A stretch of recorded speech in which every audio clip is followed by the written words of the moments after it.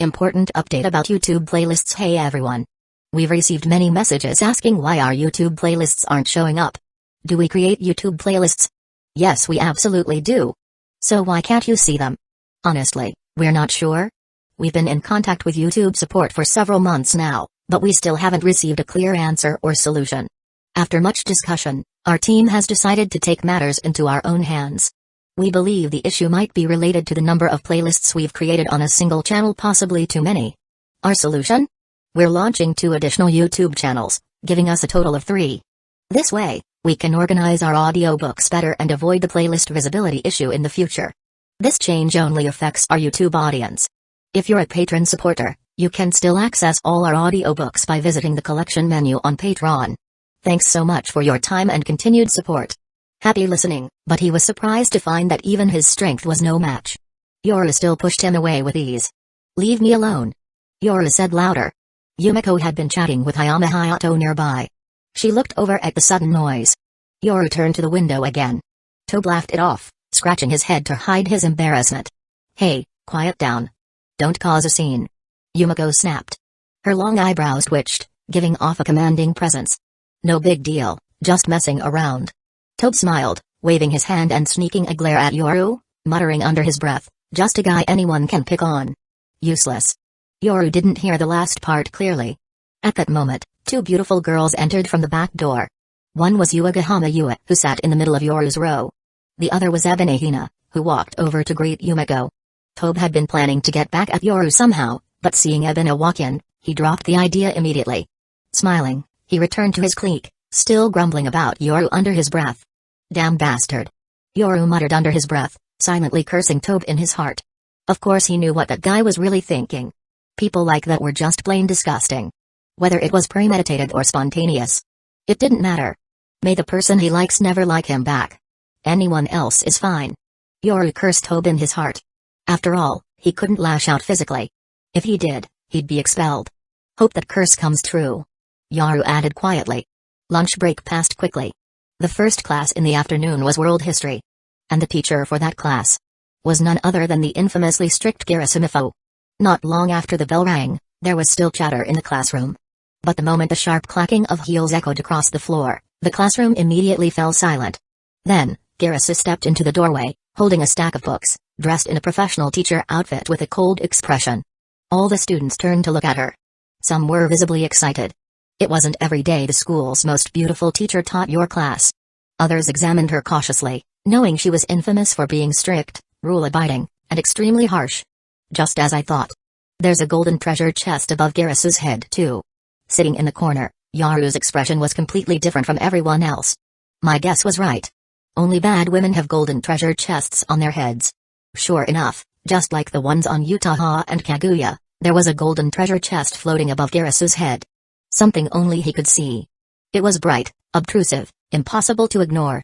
Yoru exhaled excitedly, looking as if he had expected this all along, his breathing growing heavier. Class, begin. Garasu placed her books down and addressed the students. Yoru reluctantly stood up, muttering her name without a shred of respect. Once she let everyone sit, her eyes immediately landed on Yoru in the corner. There was a faint hint of disgust in her eyes. Skipping duties was bad enough, but leering at Utaha's thighs like a pervert? And stealing her panties and stockings on top of that? That was straight-up sexual harassment. Sigh. Garasu quietly sighed to herself and pushed away her chaotic thoughts, beginning the lesson. 40 minutes passed. During the short break, Yoru sneakily watched Garasu walk out and thought, why hasn't the progress bar moved? Is the distance still not enough? He remembered that when Utaha searched his stuff in the tent, they spent a bit of time together, then later in the principal's office. And that's when her progress bar started increasing. Now he had just spent an entire class in the same room as Garasu, yet her progress bar hadn't budged. Yoru scratched his head, trying to make sense of it, and concluded it must be the distance. You had to be close. Really close. For the progress bar to increase. Before long, break ended and it was time for the second and final class of the afternoon. After this, students were free to go home, attend clubs, or work part-time. But since most students at Shuchin were from wealthy families, hardly anyone worked. Club activities were vibrant and varied. Most students joined a club. Others either went out with friends or simply went home. 3:30 p.m. the school bell rang. The math teacher didn't hold them back and simply dismissed the class. The room erupted with noise as many students, already packed up, rushed out in groups. Yoru sat quietly, scrolling through news on his phone while watching Yumiko dawdle before leaving. Only then did he pack up and slowly head out. Sunlight pierced through the hallway windows. It was cloudy this morning. Yoru muttered and slowly made his way downstairs. During dismissal, it was inevitable to run into slow-walking girls. "You, look. Isn't that the disgusting fat freak? Why is he still even coming to school? Stay away from him, I might puke. Can't believe they haven't expelled the criminal yet. Hey, you perverted pig, turn around and look at me." Some whispered behind him. Some boldly insulted and mocked. Yoru acted like he didn't hear them, kept his head low, and quickened his pace. Meanwhile, at the school gate, Eri, the star of the art club, walked alone, silently watching the stream of students exiting the campus. She hadn't gone to the art club today. She had a lot on her mind and wanted to visit her dear little sister, Izumi Sagiri, to talk it out. Just then, a plain-looking otaku with black-rimmed glasses and bangs just covering his brows ran by. "Arenri." Eri gasped instinctively, about to call out to her childhood friend, Aki Tomoya. Chapter 25, Genshin. Tomoya had been specially admitted to Shuchen due to his popularity as an online influencer. Just like athletic recruits, Shuchen promoted diversity. In Canada, influencers were even considered a valid immigration profession. Of course, tuition was the same as everyone else's. Admission didn't guarantee leniency. That grade still meant being kicked out. Eri opened her pink lips, ready to call out to him, but watched Tomoya run farther away and eventually closed her mouth. But her gaze followed him the whole way, until it landed on Kasumijoka Utaha. At first, she thought Tomoya was in a hurry. But to her surprise, he was actually running over to greet Utaha. "Aki, you idiot." Eri stomped her foot angrily and cursed under her breath. Running past her without a word was bad enough. But to run straight to Kasumijoka Utaha of all people? You just had to be with her, huh? Stupid Aki, bastard, go to hell. Eri puffed out her cheeks in anger and stormed after them. She couldn't take it anymore. Back on March 20th, her birthday, Tomoya had promised to go out with her. She had invited him first. She had waited eagerly, full of anticipation, only to be met with a half-hearted birthday celebration and a quick exit. She had gotten excited for nothing, spent days hyping herself up, only to end up spending her birthday with her dear little sister, Sagiri. And on the way to Sagiri's house, she had seen Tomoya walking through town, shopping with Utaha. She had immediately gone up to confront him. They got into a fight. Again. Because they'd been assigned to the same Springfield trip group. Both already annoyed at each other, that incident pushed things over the edge. Eri's cute face scrunched up in frustration. She stomped after him while fuming. But before she could catch up, Tomoya finished saying a few words to Utaha and took off again. Damn it. Bastard. Eri froze like a deflated balloon, watching Tomoya run farther away. You promised to protect me when we were little, but now you can't even take my birthday seriously. I'm so mad. Tomoya, if I were ever in danger, you'd come save me. Right? Ugh, you stupid otaku. Jerk. I'll never forgive you. Eri cursed bitterly in her heart, feeling jealous and sad. Her mood hitting rock bottom. If she were the heroine in a Genshin, this would be the moment when a fake male lead would take advantage of her sadness. The real one would regret it with tears. But too late. By the time Yoru reached the school gate, most people were already gone. He walked along the street in front of the school. Around the corner was a busy shopping district, with a train station at the far end. A Honda fit past him. Driving it was Garasu. Yoru clenched his fists. Then slowly let go. Kasumijoka, Shinomiya, Garasu. All three of them targeted me during the field trip. No doubt about it. They're all bad women. If my theory's correct, the culprit must be a girl. Maybe she's trying to get revenge on Kasumijoka and used me as a pawn. Or maybe I was just collateral damage. In that case, would the culprit have a golden treasure chest above her head too? I've never seen one on a guy's head. Seems like they only appear on women. Yoru kept his head down, deep in thought, as he turned the corner into the bustling shopping street. After school, students from Shuchen and nearby public schools all came here to hang out.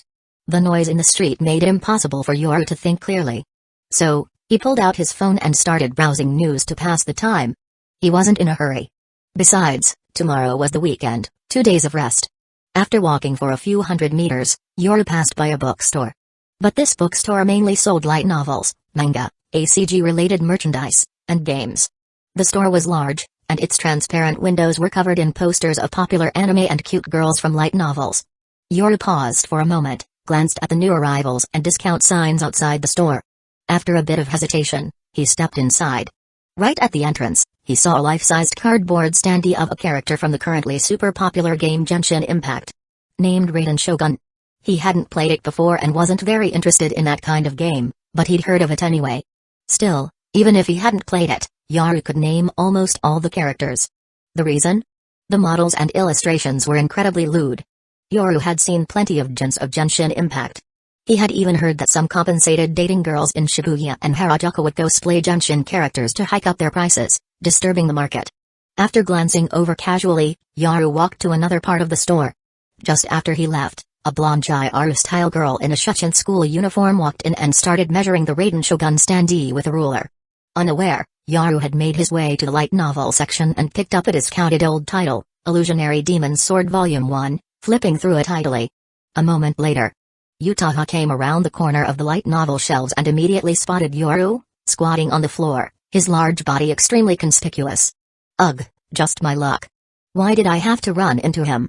Kasumijoka Utaha furrowed her long brows, clear irritation written all over her beautiful face. Anyone would be upset running into a disgusting fat otaku who had stalked her, stared at her thighs while drooling, possibly stole her stockings and panties, and looked so gross. Kasumijoka Utaha. Yoru sensed something in the corner of his eye, turned, and looked up. Just great. Utaha didn't bother hiding her annoyance and rolled her eyes. Do you have proof it was me? Yaru's anger flared up, and he threw down a light novel in his hand, striding up to Utaha. He remembered the comments on the school forum, the whispers from classmates in the classroom, and the vandalized desk. And it was only the first day. No, but you were staring at my thighs and drooling. That's not something you can fake, right? Utaha looked a little stunned as she stared at the massive Yoru standing in front of her. If someone his size forced himself on her, she wouldn't be able to fight back. She instinctively took a small step back. Yoru said nothing, looking above her head where a golden treasure chest had started to appear again. Speechless? Disgusting. Utaha narrowed her wine-red eyes and muttered with disdain. You really haven't considered that maybe another girl is setting you up? Yaru took a deep breath and stared back at Kasumijoka Utaha, forcing down the anger boiling inside. Her expression flickered ever so slightly, then she scoffed coldly several times. No one else hates me that much. Seems like only you. Are you done? If you're done, I'm leaving. Utaha didn't want to stay a second longer. Just looking at Yoru disgusted her. Someone like him would probably never be loved in his entire life. Even exchanging a few words with him might be enough to make him overjoyed. Wait. Yoru stopped Utaha and began talking about what had happened that night under the street lamp. As he spoke, he kept an eye on the progress bar above her golden treasure chest. A short moment later. Try coming up with a better excuse. Utaha flung her hand dismissively and walked away. Self-righteous bitch. Yoru muttered, still staring at the golden chest above her. It increased a little again. So I was right. After all, this treasure chest that only he could see. What else could be inside other than treasure? Chapter 26, Changing Room Duel. A quiet weekend passed, and soon it was Wednesday of the following week. Yoru had been dieting for a full week. At the moment, he was standing on a white scale, looking a little serious and nervous. Phew. He took a deep breath, dressed in only his thin pajamas, barefoot, and stepped on. The LCD screen on the scale jumped rapidly. 140 kilograms. 280 pounds.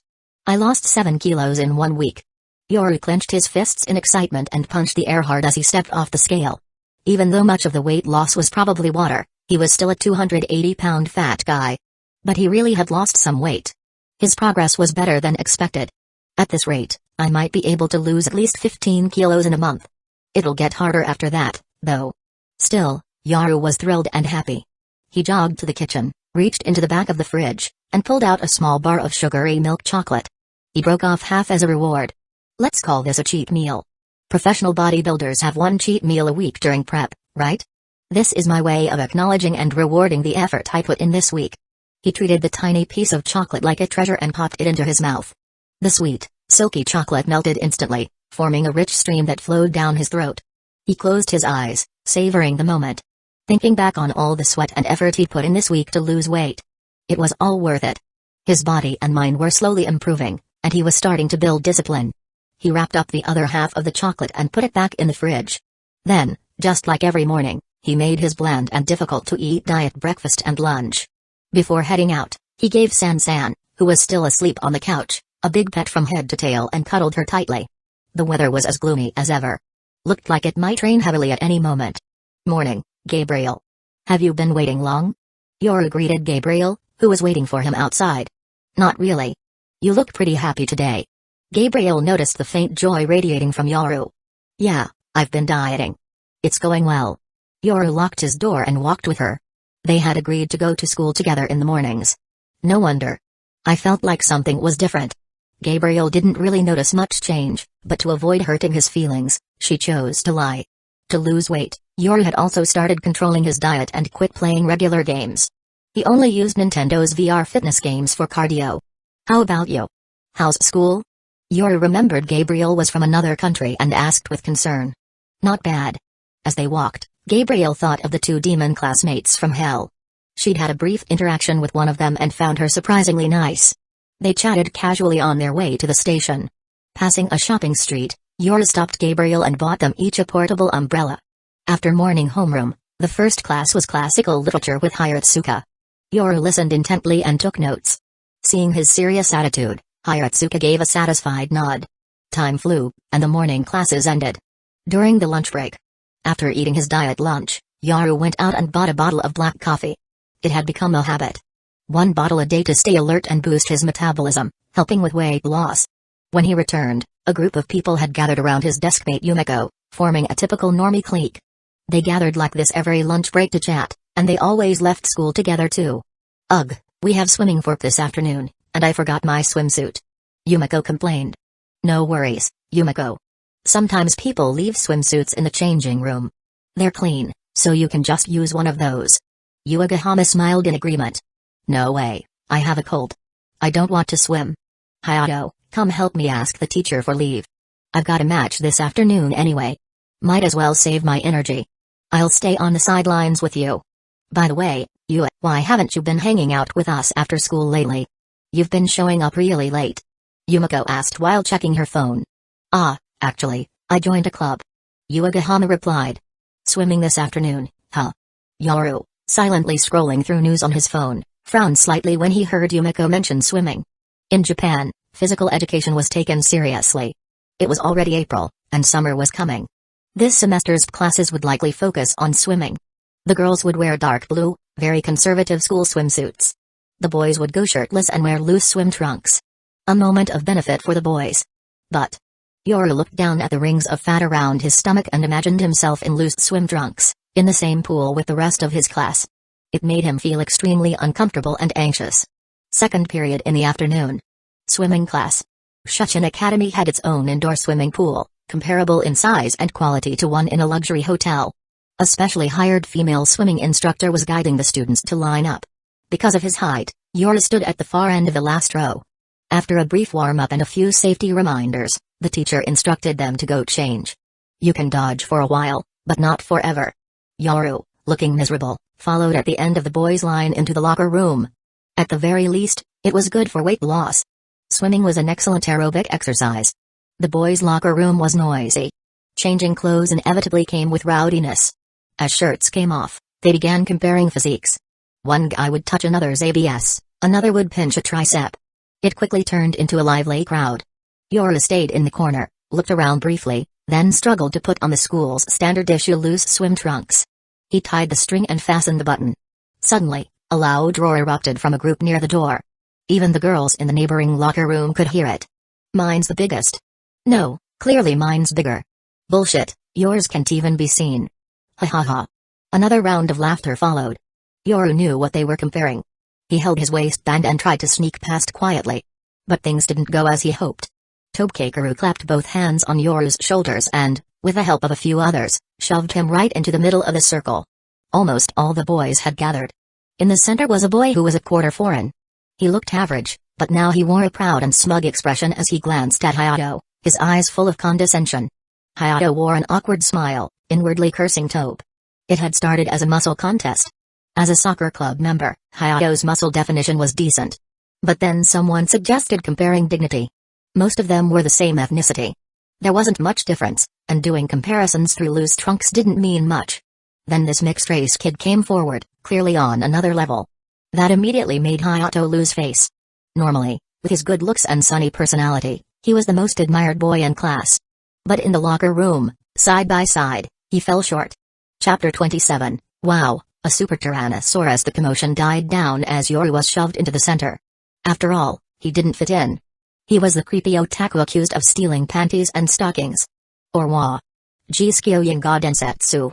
I am a legend, the mixed-race kid suddenly shouted some cringe-laced chant, then turned to face Yoru. It fired up the group's fighting spirit again. The locker room turned chaotic once more. Hey, Katakami, don't hold your waistband so tightly. Tobe called out, egging him on. Yeah, take your hands off already.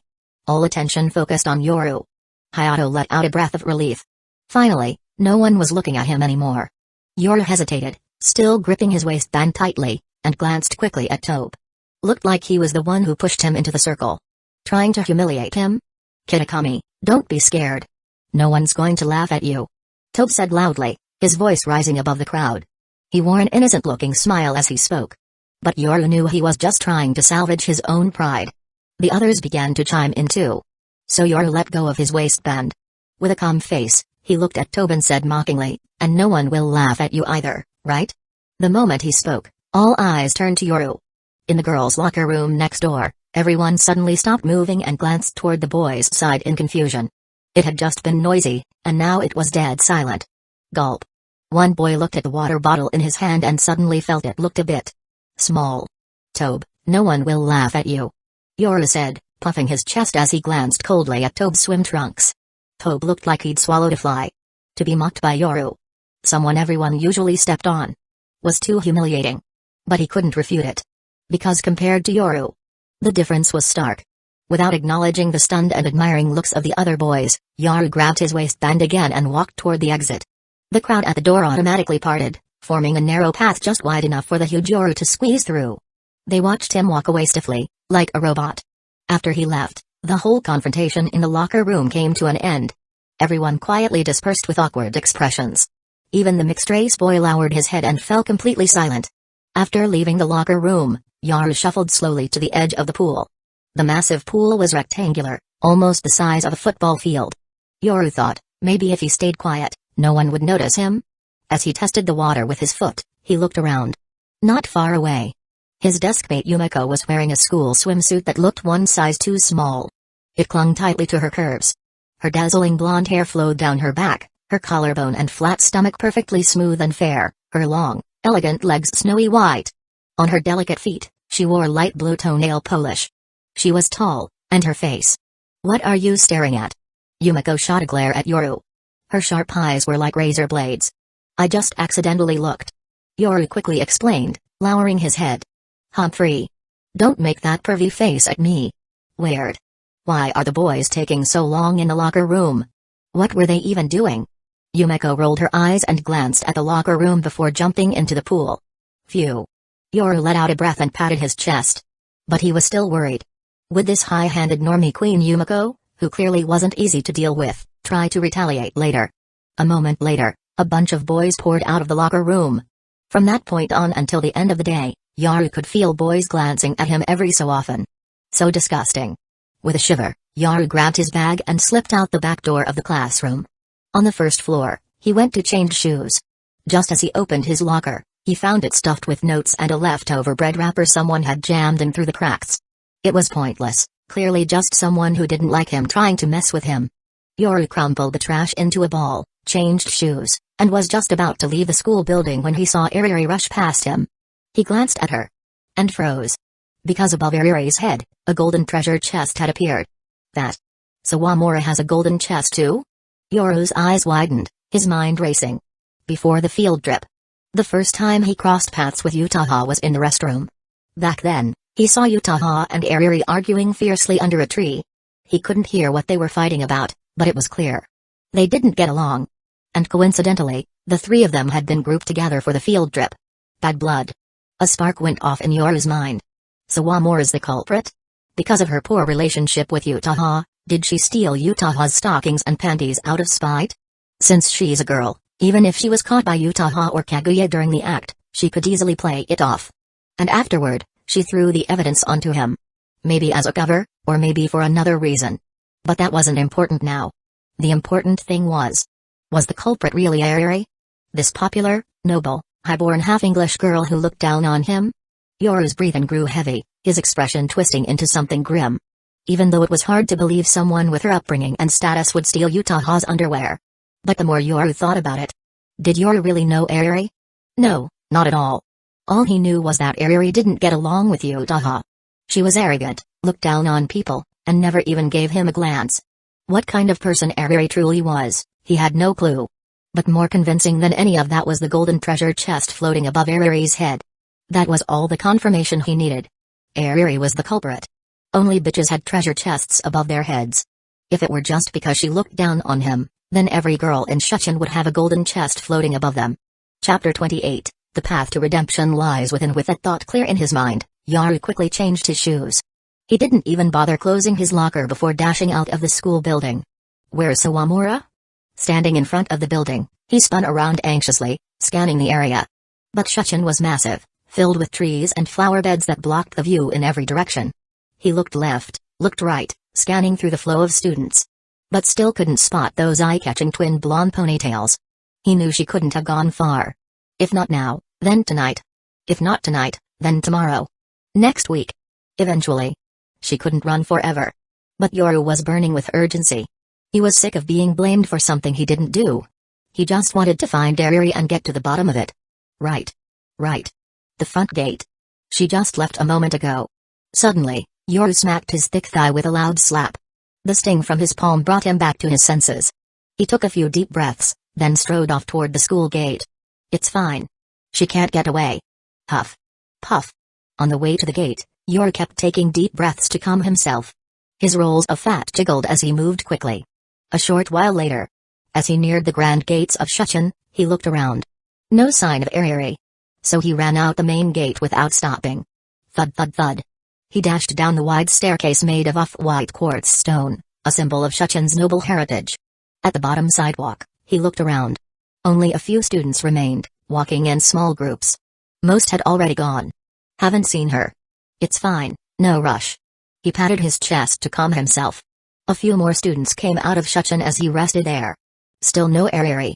Just as he was about to head home, he remembered he hadn't closed his locker. Reluctantly, he turned back. Sawamura won't just vanish. It's fine. Comforting himself, Yoru walked back into the school. At that moment, a boy wearing black-rimmed glasses with bangs over his eyebrows was walking down the steps. The moment he looked up, he saw the unmistakably large figure of Yoru. That's him? The one who stole Utaha-senpai's panties and stockings? Disgusting. And the school hasn't expelled him yet? Tomoya also slowed his pace, silently eyeing Yoru with annoyance. But he also felt a bit smug. Who would have thought that the school's goddess, the cool and elegant Kazumijouka Utaha, actually liked him?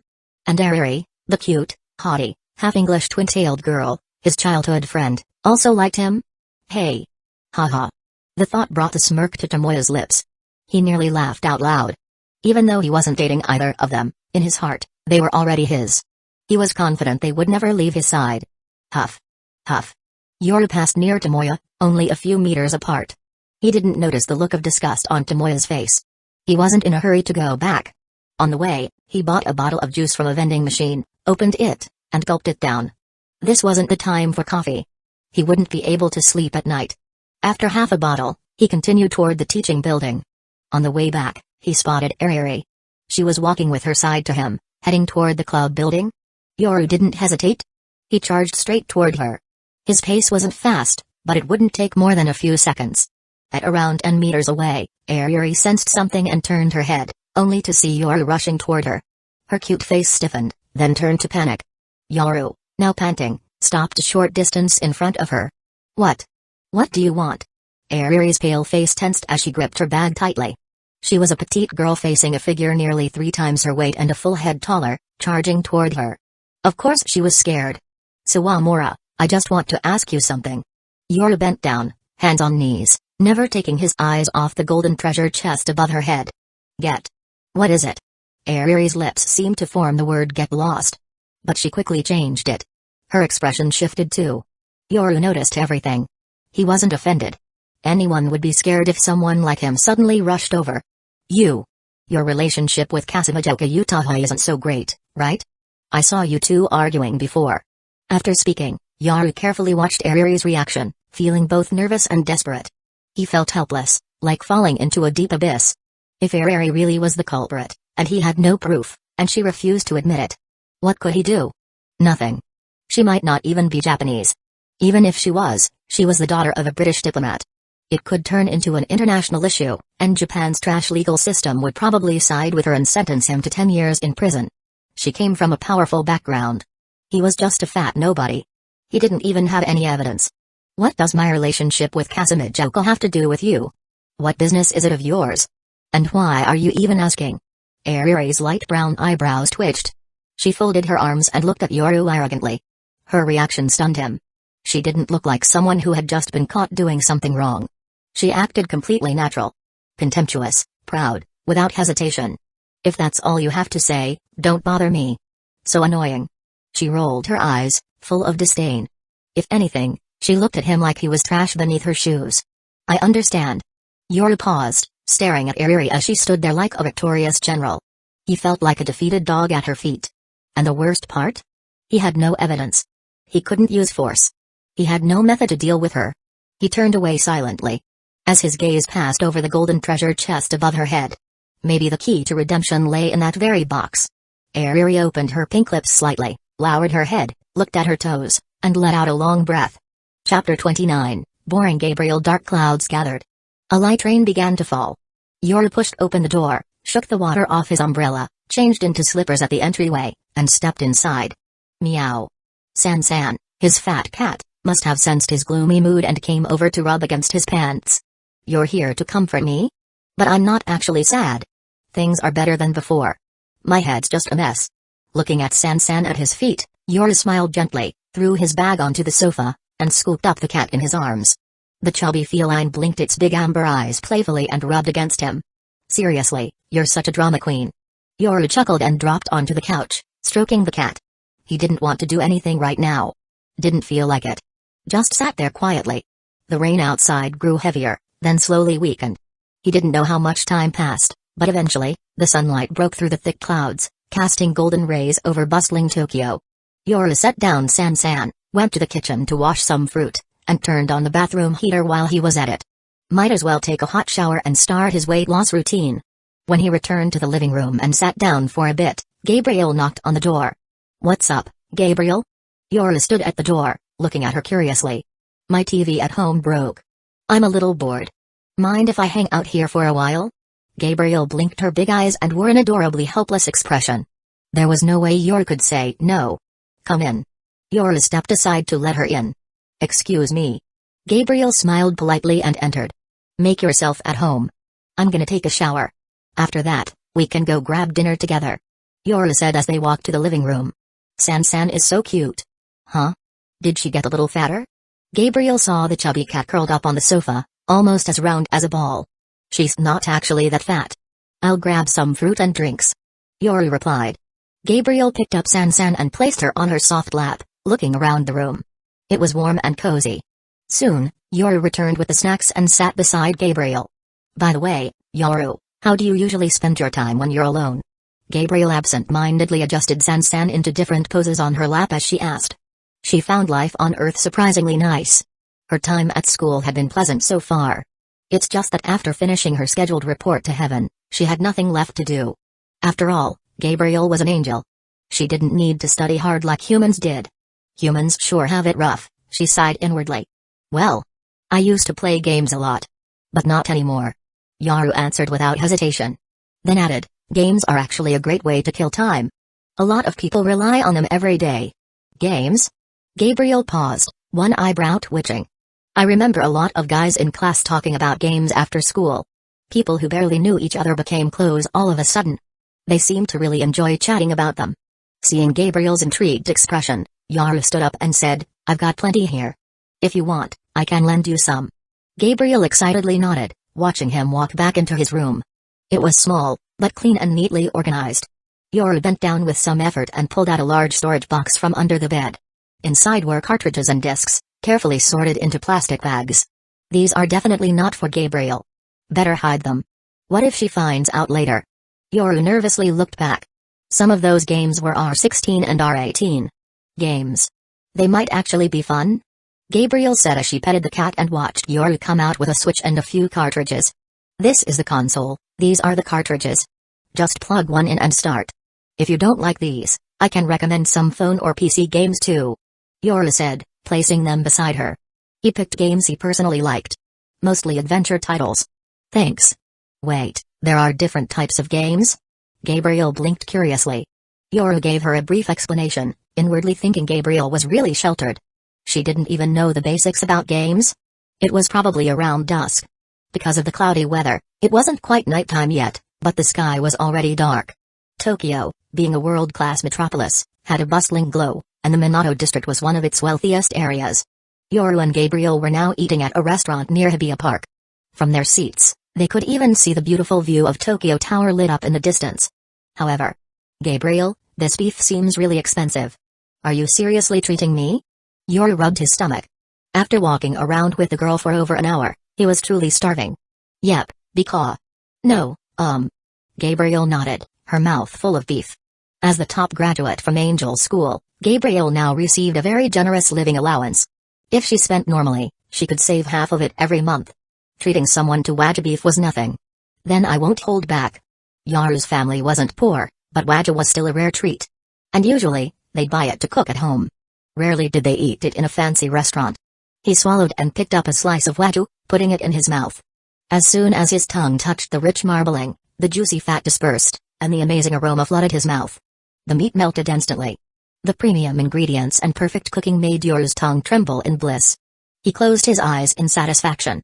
Truth was, he loved good food. Even during a diet, beef was fine. Beef is rich in protein and essential micronutrients. For example, creatine helps muscle recovery and growth. It's actually one of the best meat choices for those trying to lose weight or build muscle. As long as you don't stuff yourself and the cooking method is right, it's totally okay. Eating a hearty meal with a cute girl, for free. Yoru felt his mood improving. Night fell. The moon rose. After dinner, Yoru and Gabriel strolled around under Tokyo Tower. It was getting late, so they headed home together. Near the station, Gabriel wanted to buy some daily necessities. Across the street, Yoru spotted a European-style bakery. Maybe I'll try whole wheat or baguette this time. Something different. After a bit of hesitation, Yoru crossed the street. In front of the bakery, a beautiful girl with long silver gray hair, a bunny hair clip, and a mask was pointing at a mousse cake inside the display case, speaking to the staff. The clerk sat behind the display, holding a newspaper and staring blankly, completely unresponsive. Sakura-jima frowned and raised her voice politely to repeat her order. Just then, she noticed a gloomy-looking fat guy standing slightly behind her. Still, the staff didn't respond, like she wasn't even there. Do they not want business or what? Mai's displeasure showed as she raised her voice again. I'd like 3 baguettes and some whole wheat pine nut bread. The next second, Yoru said what he wanted. Oui, monsieur. Right away. The clerk immediately put down a newspaper and looked up. At Yoru. Mai widened her eyes and stared at the clerk. She had clearly arrived first. And now she was being ignored? She was here before me. Serve her first. Yoru pointed at the masked girl in front of him. He couldn't see her face, but he was sure. She had to be a beauty. Thank you. Mai turned and thanked Yoru. She realized he was probably around her age. Huh? Oh. My apologies, miss. So sorry. The clerk finally noticed Mai and scratched his head in surprise. As he apologized, he furrowed his brow. Strange. Wasn't there no one there earlier? Was I too absorbed in my newspaper? He quickly handed Mai her cake and apologized again. Then he handed Yoru his bread. After the transactions, the clerk sat back down, touching his head, looking unsettled. Chapter 30, Kato Megami's Troubles. Tomorrow's already the weekend, huh? Yoru laced his fingers behind his head and looked up at the sky. Unless something unexpected happened, he planned to spend it dieting and studying seriously. Both had become priorities he couldn't ignore anymore. Really? Huh? Gabriel yawned beside him. Didn't sleep well? Yoru saw the gates of Shushin up ahead. But I'm okay. Gabriel yawned again. Last night, she'd tried the game Yoru lent her. It was so much fun. Greater than less than. As they climbed the white marble steps, Yoru and Gabriel were about to part ways and head to their respective buildings. Gabriel suddenly noticed that Yoru had spotted something unusual. What is it? She stopped curiously. Nothing. Just saw a friend. I'll go on ahead. Yoru replied, eyes locked ahead, his face full of surprise and confusion. Without waiting for a reply, he hurried off. Gabriel watched him run off, shook her head, and muttered to herself. Looking at the familiar back ahead, Yaru's heart cried out. This can't be real? Were all his assumptions about Ariri completely wrong? Even though just yesterday. Did they just forget about me again? Kato Megumi walked alone, phone in hand, eyes fixed on the screen. A few days ago, some classmates suggested holding a small weekend gathering. With nothing better to do that weekend, Megumi thought it might be fun and signed up, just to give it a try. First, she confirmed her attendance in the group chat. Then she mustered her courage and personally told one of the organizers, her deskmate and the class rep, that she was joining. This morning, the participant list was announced in the group. Despite having registered in 2 different ways, Megumi's name still didn't appear. Everyone forgot her again. Sigh. I guess I won't go. She turned off her phone and let out a quiet sigh. She knew her presence was weak, her name was too ordinary, and she had no standout traits. This time, she'd tried so hard to step out, hoping to make new friends. But once again, it ended in disappointment.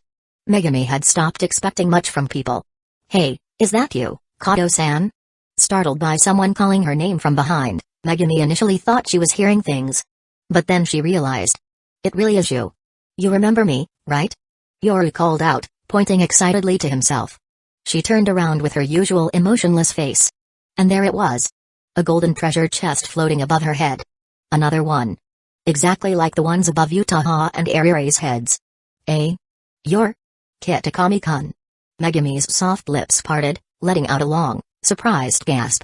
Though her face remained mostly expressionless, her mouth and brows slowly lifted. She was clearly shocked. To Megumi, who had always been so calm and indifferent, she couldn't recall a time she had ever looked this surprised. A classmate she barely interacted with had spotted her in the crowd. And recognized her just from behind. Then even called her name.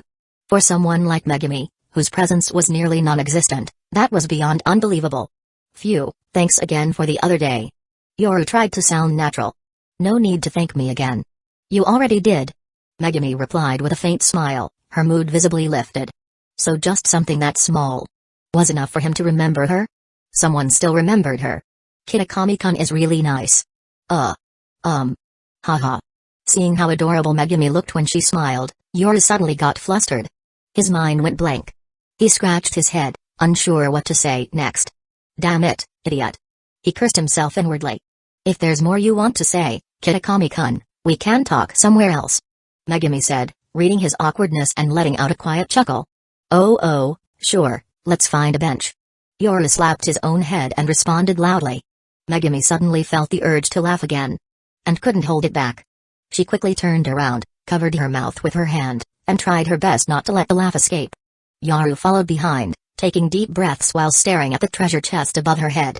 Just 2 weeks ago, he couldn't even talk to a girl properly. But he'd come a long way. Now that he'd calmed down, he started thinking seriously. Yesterday, seeing the treasure chest above Ariri's head, he had concluded that the criminal must be a bad person. But now, Megumi, who clearly wasn't a bad person, also had a gold chest. The two of them barely knew each other. She had never spoken ill of him. She never looked down on him. In fact, she'd even helped him. She tried to save the fat cat San he now kept at home. So, as he looked at Megumi's back, the logic that Ariri has a treasure chest, therefore she must be the criminal, was temporarily overturned. Which meant Ariri probably wasn't the criminal. And Yoru had hit a dead end again. But that was fine. If he couldn't get close to Utaha or Kaguya, couldn't he at least get along with Kato-san? He wanted to find out. Yoru stared intently at the golden treasure chest above Megumi's head. It didn't matter why the treasure chest appeared. What mattered now was figuring out how to open it. Shuchen Academy was vast, and many places had stone benches. Megumi led Yoru to a quiet covered corridor with benches. One side led to the teacher's office, the other to the library. In the morning, this area was usually deserted. I'll grab something to drink. Yoru said that, then jogged off to the vending machine at the end of the corridor, organizing his thoughts as he went. He bought 2 bottles of milk. He wasn't sure if Megumi liked coffee, and bringing juice this early in the morning felt odd. Milk seemed like the safest bet. I didn't expect Kitakami-kun to actually remember me, Megumi said, sitting on the bench with a pleasant look on her face, watching Yoru return. Here you go, Kato-san. Yoru handed her a bottle of milk. Thanks. She took it, then looked at him curiously as he sat beside her. So what else did you want to talk about, Kitakami-kun? Well. Yoru fidgeted nervously, sometimes staring forward, sometimes glancing at her. His eyes were full of hesitation and anxiety. Megumi was baffled by his odd behavior. Chapter 31, Let's Be Friends. Megumi tilted her head cutely, her eyes widening slightly. Kato-san, I was wondering if I could add you online? Yoru asked cautiously, afraid of being rejected. He was just a fat, low-tier otaku with a bad reputation. Asking a cute girl for her contact info out of the blue. If she turned him down, it'd be mortifying. Worse still, a rejection would mean she didn't want to interact with him at all. So of course Yoru was panicking. After asking, his throat bobbed as he waited nervously, watching Megumi's calm expression. Megumi wasn't as stunning as Yutaha or Ariri. But she was still pretty, and had a great personality. For any hormone-fueled teenage boy who knew they had no chance with top-tier beauties like Yutaha, girls like Megumi were a dream alternative. After all, top-tier beauties weren't like potatoes in Hokkaido. You couldn't just scatter seeds and grow a field of them. So, naturally, many would try for girls like Megumi instead. Early relationships weren't forbidden in Japan, and even prestigious schools like Shuchen didn't crack down on them. That's just how the society and values differed. I won't be rejected. Right? Wait. Someone as kind as Kato-san probably has people chasing after her already, right? Yoru turned away, unable to face her. His heart pounded faster. He never expected someone like Megumi would ever like a loser like him. But even being friends would be nice. Crap. She's probably going to think I'm just a gross, delusional fat otaku. Regret hit him hard. He lowered his head, clutching it with both hands, shaking it in despair. Kitakami-kun, are you okay? Megumi pulled out her phone from her bag, looking at him strangely. It's nothing. Yoru shook his head. Then go ahead and scan me. Megumi handed over her phone. Huh? Scan her? Yoru instantly straightened up, stunned. Then, filled with joy, he nodded furiously. Fumbling with his phone, he scanned her line QR code and added her. Thank you. After it was successful, he took a deep breath, overwhelmed with excitement. I'm happy too. Megumi said, putting her phone away with a gentle smile. At that moment, Yoru looked again at the golden treasure chest above Kato Megumi's head and muttered inwardly, as I expected, getting closer does affect the progress bar. But it's increasing way too slowly. Not even 1%. Barely a sliver. How's that stray cat doing? Megumi put away her phone and asked. Oh, she's doing fine. I gave her a name. San-san. She's a female. Yoru pulled himself back to reality. As he did, the golden chest above Kato's head slowly faded from sight. Then another thought occurred to him. Why that name? Kato asked curiously. Because it was Wednesday when I found her, and the broken tag on her collar had a number 3. So, I went with that. San is 3 in Japanese, Yoru smiled as he explained. Then he added, want to come see her this weekend? Right after he said it, he regretted it.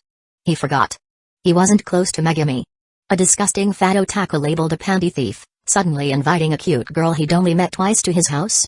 She'd definitely misunderstand. Reject him. Think he had impure intentions. Yoru's expression froze. His face turned pale. Megumi thought about it seriously for a moment. She wasn't planning on going to the class gathering anyway. So she nodded slightly. Sure, I'd like to. Huh?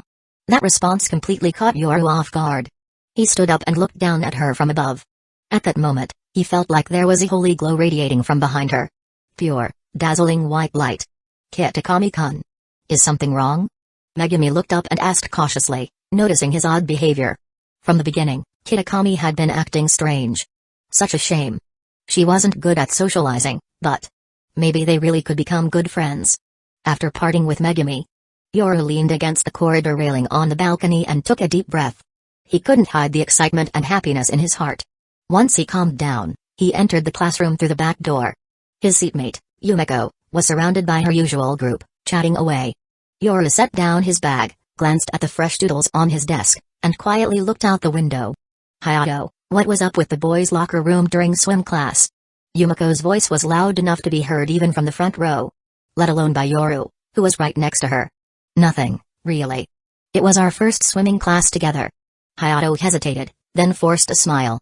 He seemed to recall something unpleasant. Beside him, Tobuka and Yamato had similar reactions. Especially Tobe. He was practically sweating bullets. Terrifying. Was that thing even human? Oh, it's the weekend tomorrow. Hayato, are you free? Want to go shopping with me? Yumeko's voice rang out again. Yumeko, actually I've got plans this weekend. Again? Ugh. Yoru kept his gaze facing the window, maintaining his posture.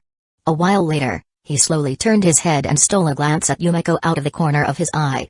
When she mentioned that swim class, Yoru had nearly jumped.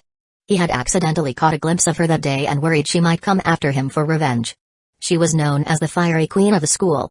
Not someone to mess with. Yoru's situation at Shuchin was already on thin ice.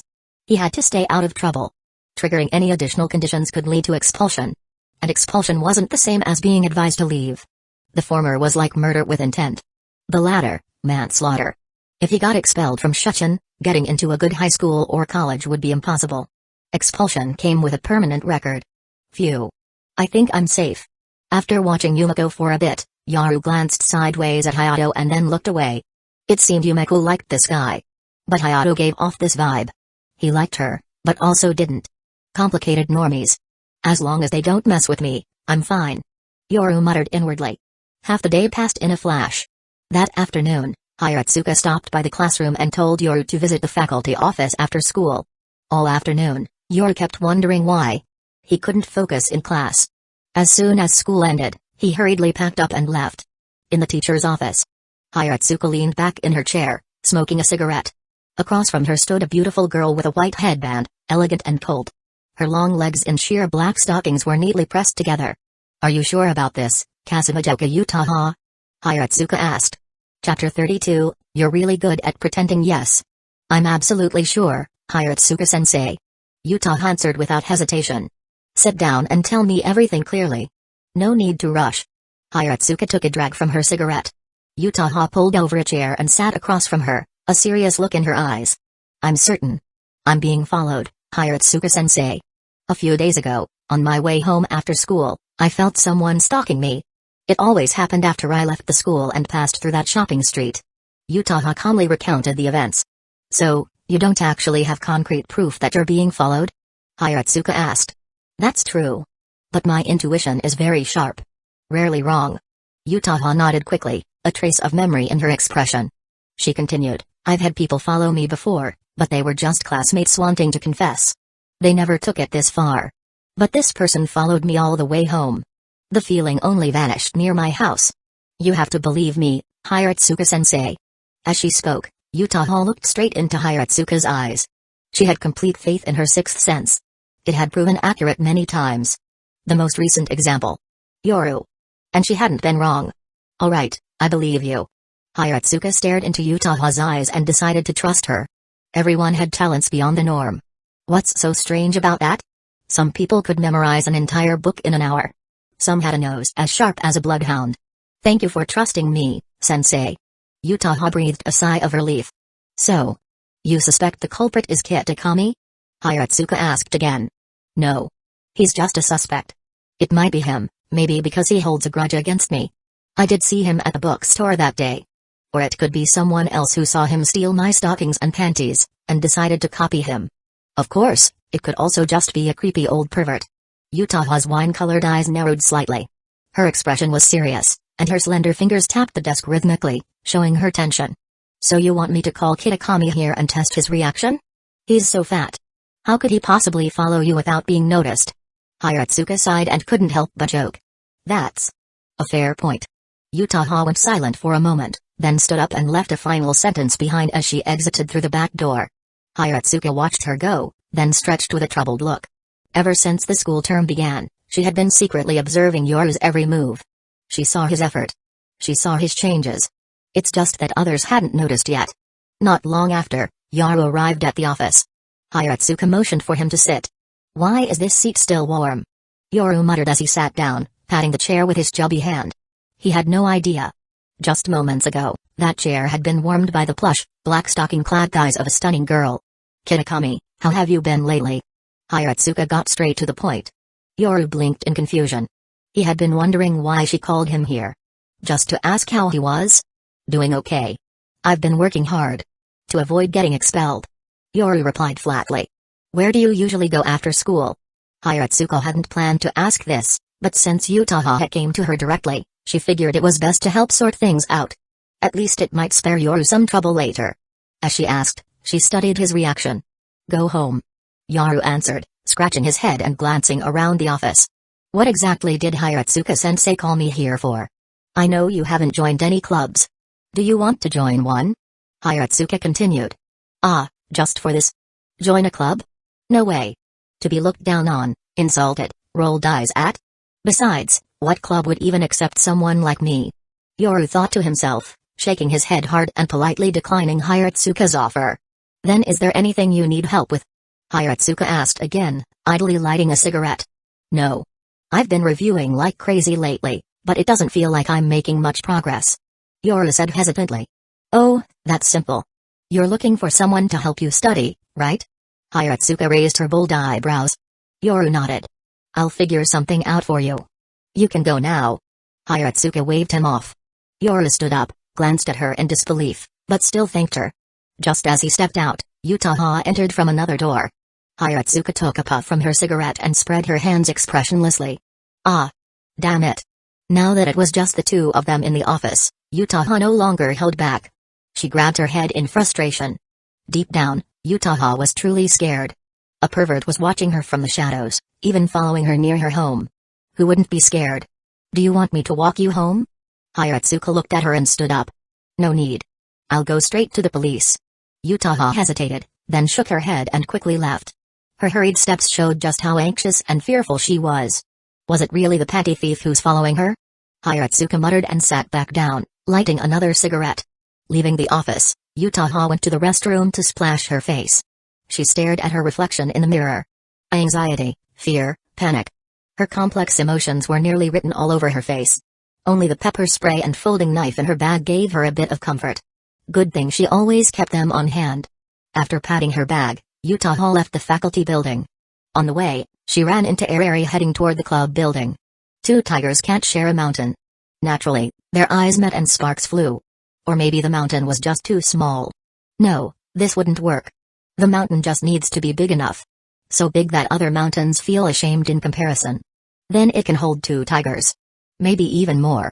That woman. Arari stared at Yutaha as she walked by, full of dissatisfaction. Such a fake. Yutaha shot a glare back, temporarily setting aside her internal turmoil. To outsiders, Arari was a haughty and adorable half-English noble lady. Who would guess that behind the scenes, she was a best-selling jinchai artist? Her mask was perfect, her persona flawlessly acted. Everyone was fooled. Chapter 33, The Late Delivery Girl. It was raining. Yoru was glad he had brought an umbrella and hurried home. The rain's getting heavier. Good thing I got back quickly. Click. He slid the key into the lock, stowed his umbrella, and ducked inside. Wind carried the rain, hitting the door and leaving streaks. Meow meow. In the afternoon, San-san was always more active. Seeing Yoru return, she ran from the living room to greet him. I'm back. Yoru smiled and picked her up, weighing her a bit. Wow, she's really turned into a ball. Is this your normal body type? San-san nuzzled him affectionately. I need a shower first. I'll hold you again once I'm clean. Yoru headed to the bathroom and turned on the heater. Then he walked into the kitchen and opened the fridge. Not much food left. I don't want to go out in this rain. I'll just order from the supermarket. He closed the fridge after checking. Carrying San-san back to the living room, Yoru casually turned on the TV and took out his phone. After browsing the news for a bit, he placed his order. It was all high-quality diet-friendly ingredients, clean meats, and some cat treats. I remember Yukino said I could go to the service club if I needed help. But I really hope you won't need anything. Yoru stroked San-san's fur from head to tail after placing the order. A gust of wind howled outside, and the rain intensified. Yoru quickly ran around closing all the windows. Through the rain-streaked glass, everything outside looked like a white blur. I hate rainy days. And I hate when it's too hot. After locking the windows, Yoru returned to the bathroom. In the shower, he stood in front of the mirror, trying to see the changes in his body after losing 7 kilograms. No matter how he looked, he couldn't see any difference. He knew he needed to lose at least 20 kilograms before the change would be obvious. He soaked for a bit. After getting clean and dressed, he returned to the living room and saw that the supermarket delivery was already 10 minutes late. He wasn't too worried. With the rain outside, delays were understandable. Bored, he cuddled with San-san and watched the news. After a while, there was a knocking at the door, mixed with the sound of heavy rain and wind. Yoru turned off the TV, listened closely for a moment, then went to open the door. Sir, I'm terribly sorry for being late. Here are your items. As soon as he opened the door, Yoru was startled. The wind and rain outside were intense, sweeping everything in their path. At the doorstep stood a girl wearing a motorcycle helmet and a supermarket delivery vest, bowing deeply while holding two large bags. "Oh, it's fine," Yoru said, coming back to his senses. Just then, a gust of wind carried some raindrops onto his face. Cold and chilling. Yoru shivered, goosebumps rising from the sudden chill. The wind and rain were harsh, and the temperature had dropped significantly. "I'm truly sorry." The rain caused a 17-minute delay. Aoyama Nanami said as she lifted her head and handed over the bags. The next second, the smile she had forced onto her face froze in place. She recognized the fat guy in front of her. Isn't he the one everyone's talking about? The perverted fatty who stole Kasumijoka-senpai's stockings and panties. Yoru easily noticed the change in the girl's expression. Under the reflective vest was a Shuchen Academy uniform. A fellow student? She must have recognized him. "Ah. Thank you." Yoru sighed inwardly as he took the bags. "Why, you can open them to check if anything's missing or damaged before confirming receipt," Nanami said nervously. First, she was facing someone known in school as a perverted creep. Second, she was worried that if Yoru was upset about the delay, he might leave a bad review or report her to the supermarket. Even though the bad weather should exempt her from punishment, Nanami wasn't sure.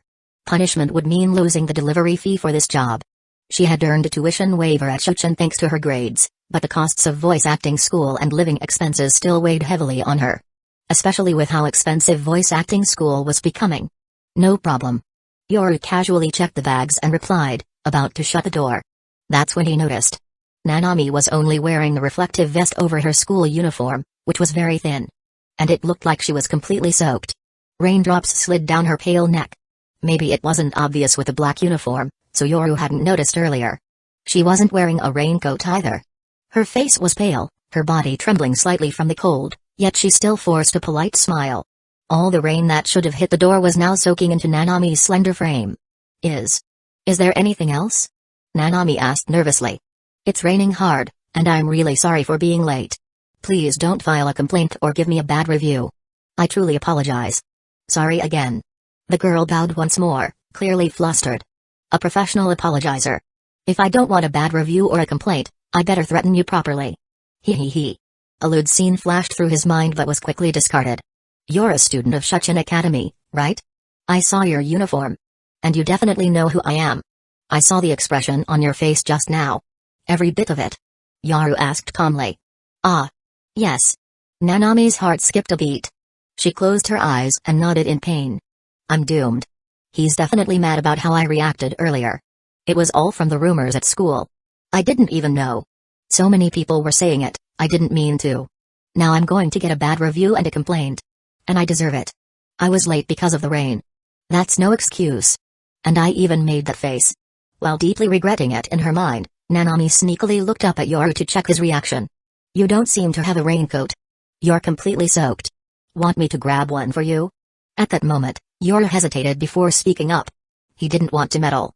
Sometimes helping someone only earns insults behind your back. People calling him a gross fat nerd, saying he has ulterior motives. The girl in front of him had nothing to do with him, and she'd even caused his delivery to be late. But Shuchen was an elite school. Would a student from there really need to deliver food in a storm like this? Maybe she was from the impure category like them. Impure students either got in by donation, grades, or special talents. If she was like them, an impure student, Yoru figured he might as well help. After all, she wasn't Utaha or Kaguya. He still had some basic sympathy. He was a kind person. Or maybe not that kind. Just a little overweight and nerdy. He never expected any sort of reward, though it would be nice. The wind and rain outside were brutal. It was truly nasty out there. Chapter 34, The Lost Puppy. The girl at the door had expected to be met with Yoru's angry face or harsh scolding. But instead, he asked if she needed a raincoat. A trace of hesitation appeared in Nanami's eyes. Wind swept past, carrying sheets of rain that belted her back. She didn't have a raincoat. Just an umbrella. She didn't need to keep delivering today, but she still had to go home. The umbrella wouldn't cut it. She couldn't just crouch in some dark hallway to hide from the weather, could she? Then. "Thank you." Nanami looked up at Yoru. "Wait here a second." Yoru carried the 2 food bags inside.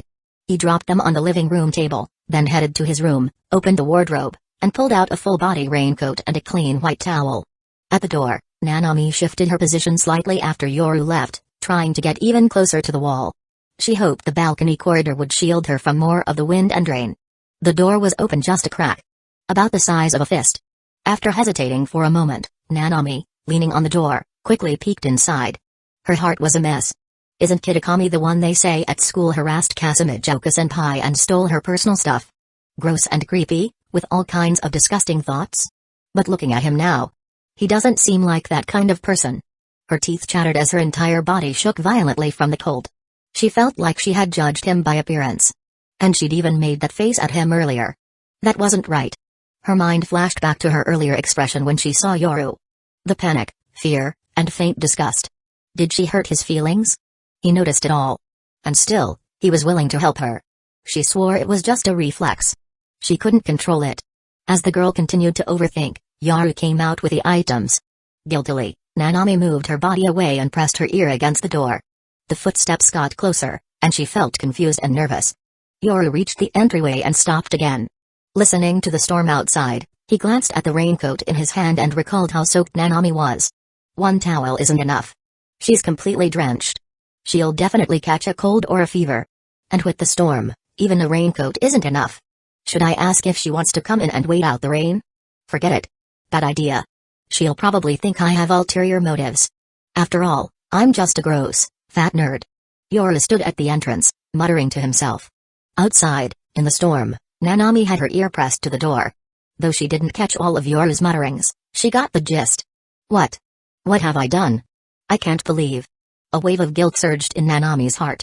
The next moment, Yoru pulled the door open, startling her. Kitakami-kun. Nanami's delicate body trembled. Maybe from the cold. Maybe from something else. Or both. Here you go. Yoru didn't say anything unnecessary and handed her the raincoat. Thank you. I'll return it later. Nanami's voice was shaky. She wanted to apologize again, but Yoru shut the door. Nanami froze, then looked at the raincoat in her hands and noticed a clean white towel inside. She nodded gratefully and rushed to the apartment stairwell. The storm was finally blocked out. Her pale hands trembled as she took off her motorcycle helmet and placed it on the stair step. Yes, she was soaked through. Even her underwear and panties. Eku. Suddenly, Nanami sneezed. She quickly grabbed the towel and wiped the water off her face and body. But her mind kept thinking about Yoru. Kitakami-kun is just a bit chubby.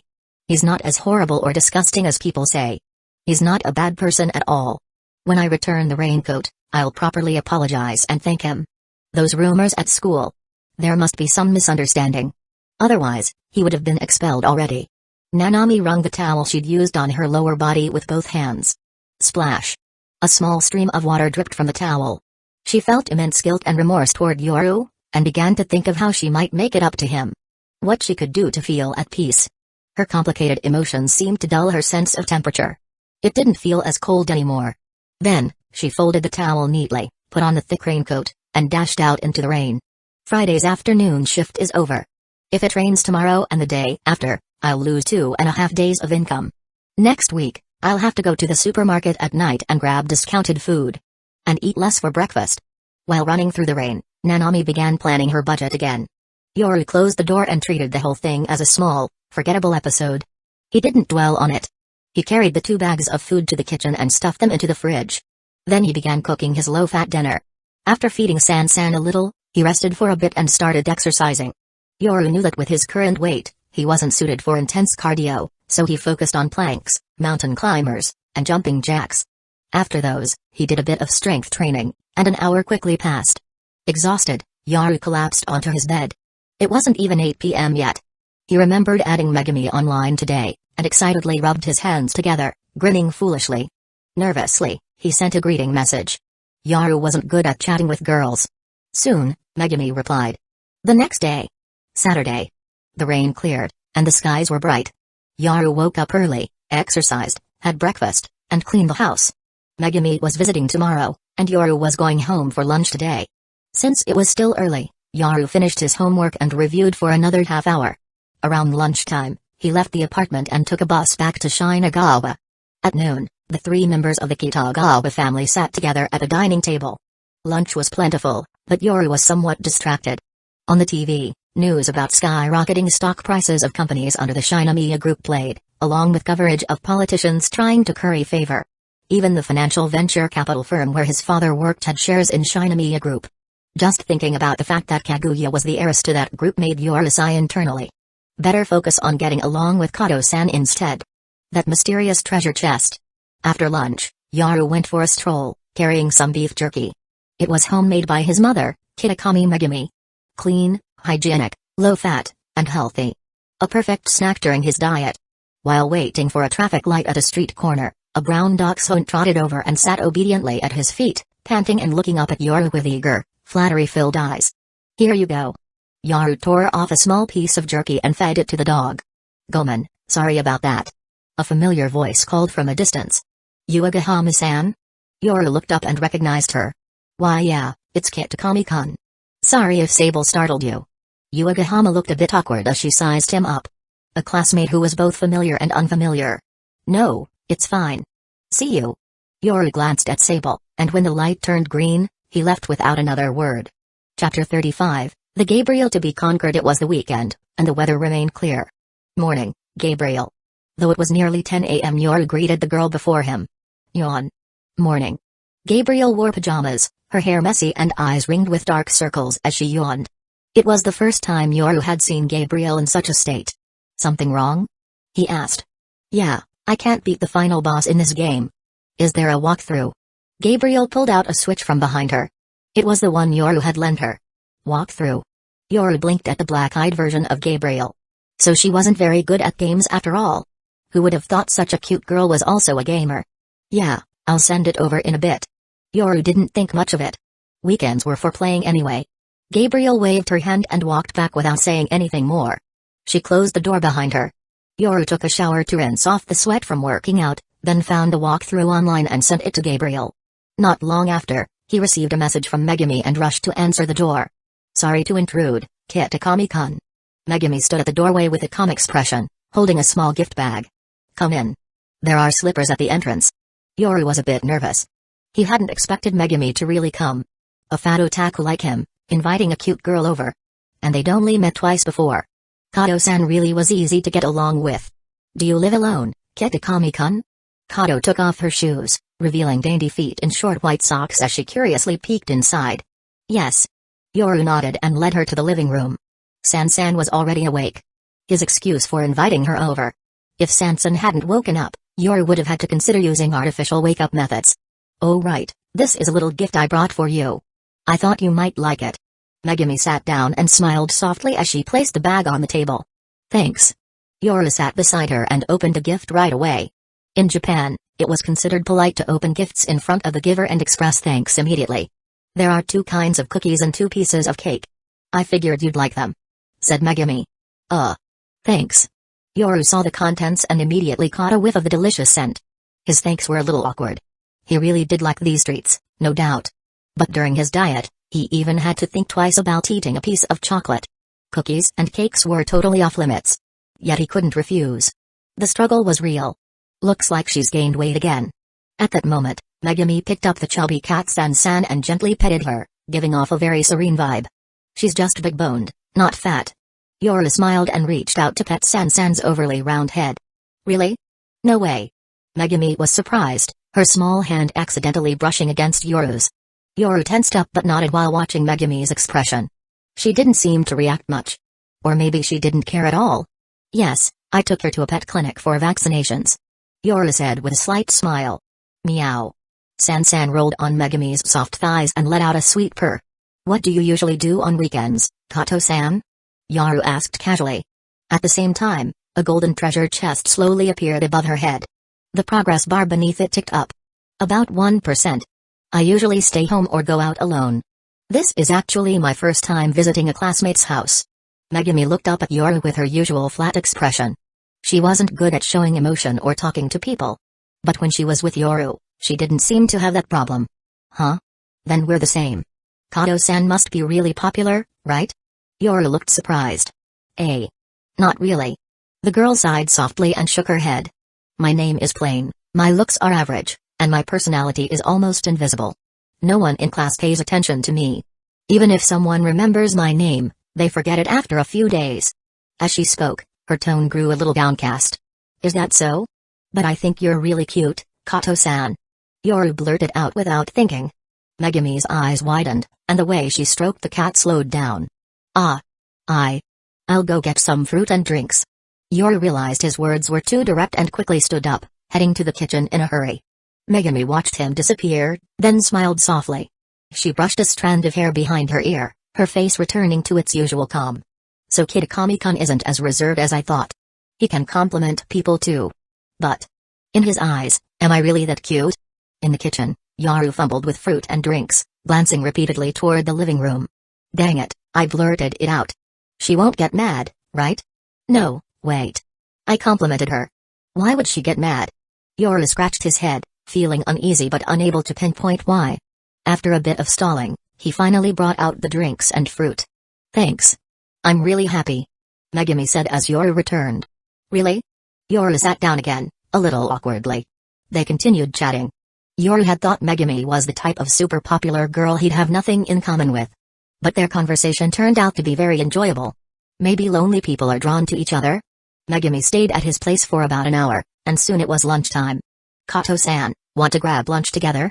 Yoru couldn't possibly serve her his diet food. Today wasn't a cheat day, but there were still diet-friendly options out there. Like sushi.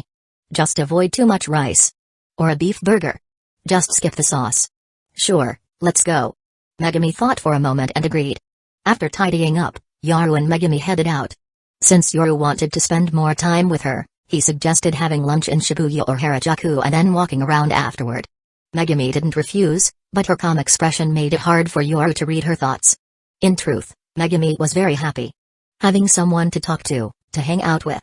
That made her feel warm inside. Chapter 36, Airi's Important Belonging. I didn't expect Kitakami-kun to be so considerate. I always thought he was just a shut-in otaku. But why does he keep staring at me? It's kinda embarrassing. Megami sipped her drink through a straw, her expression still calm, as she looked at Yoru sitting across from her. It was around noon. Yoru and Megami were having lunch at a restaurant near Akihabara, in the Taito district. The Progress Bar is probably at 5%. No, maybe just 4. Yoru kept staring at the golden treasure chest above Megami's head, covering his face with his palm to hide his expression. They had been together for about 3 hours. At this pace, would he need 20 dates to open the treasure chest? Kita.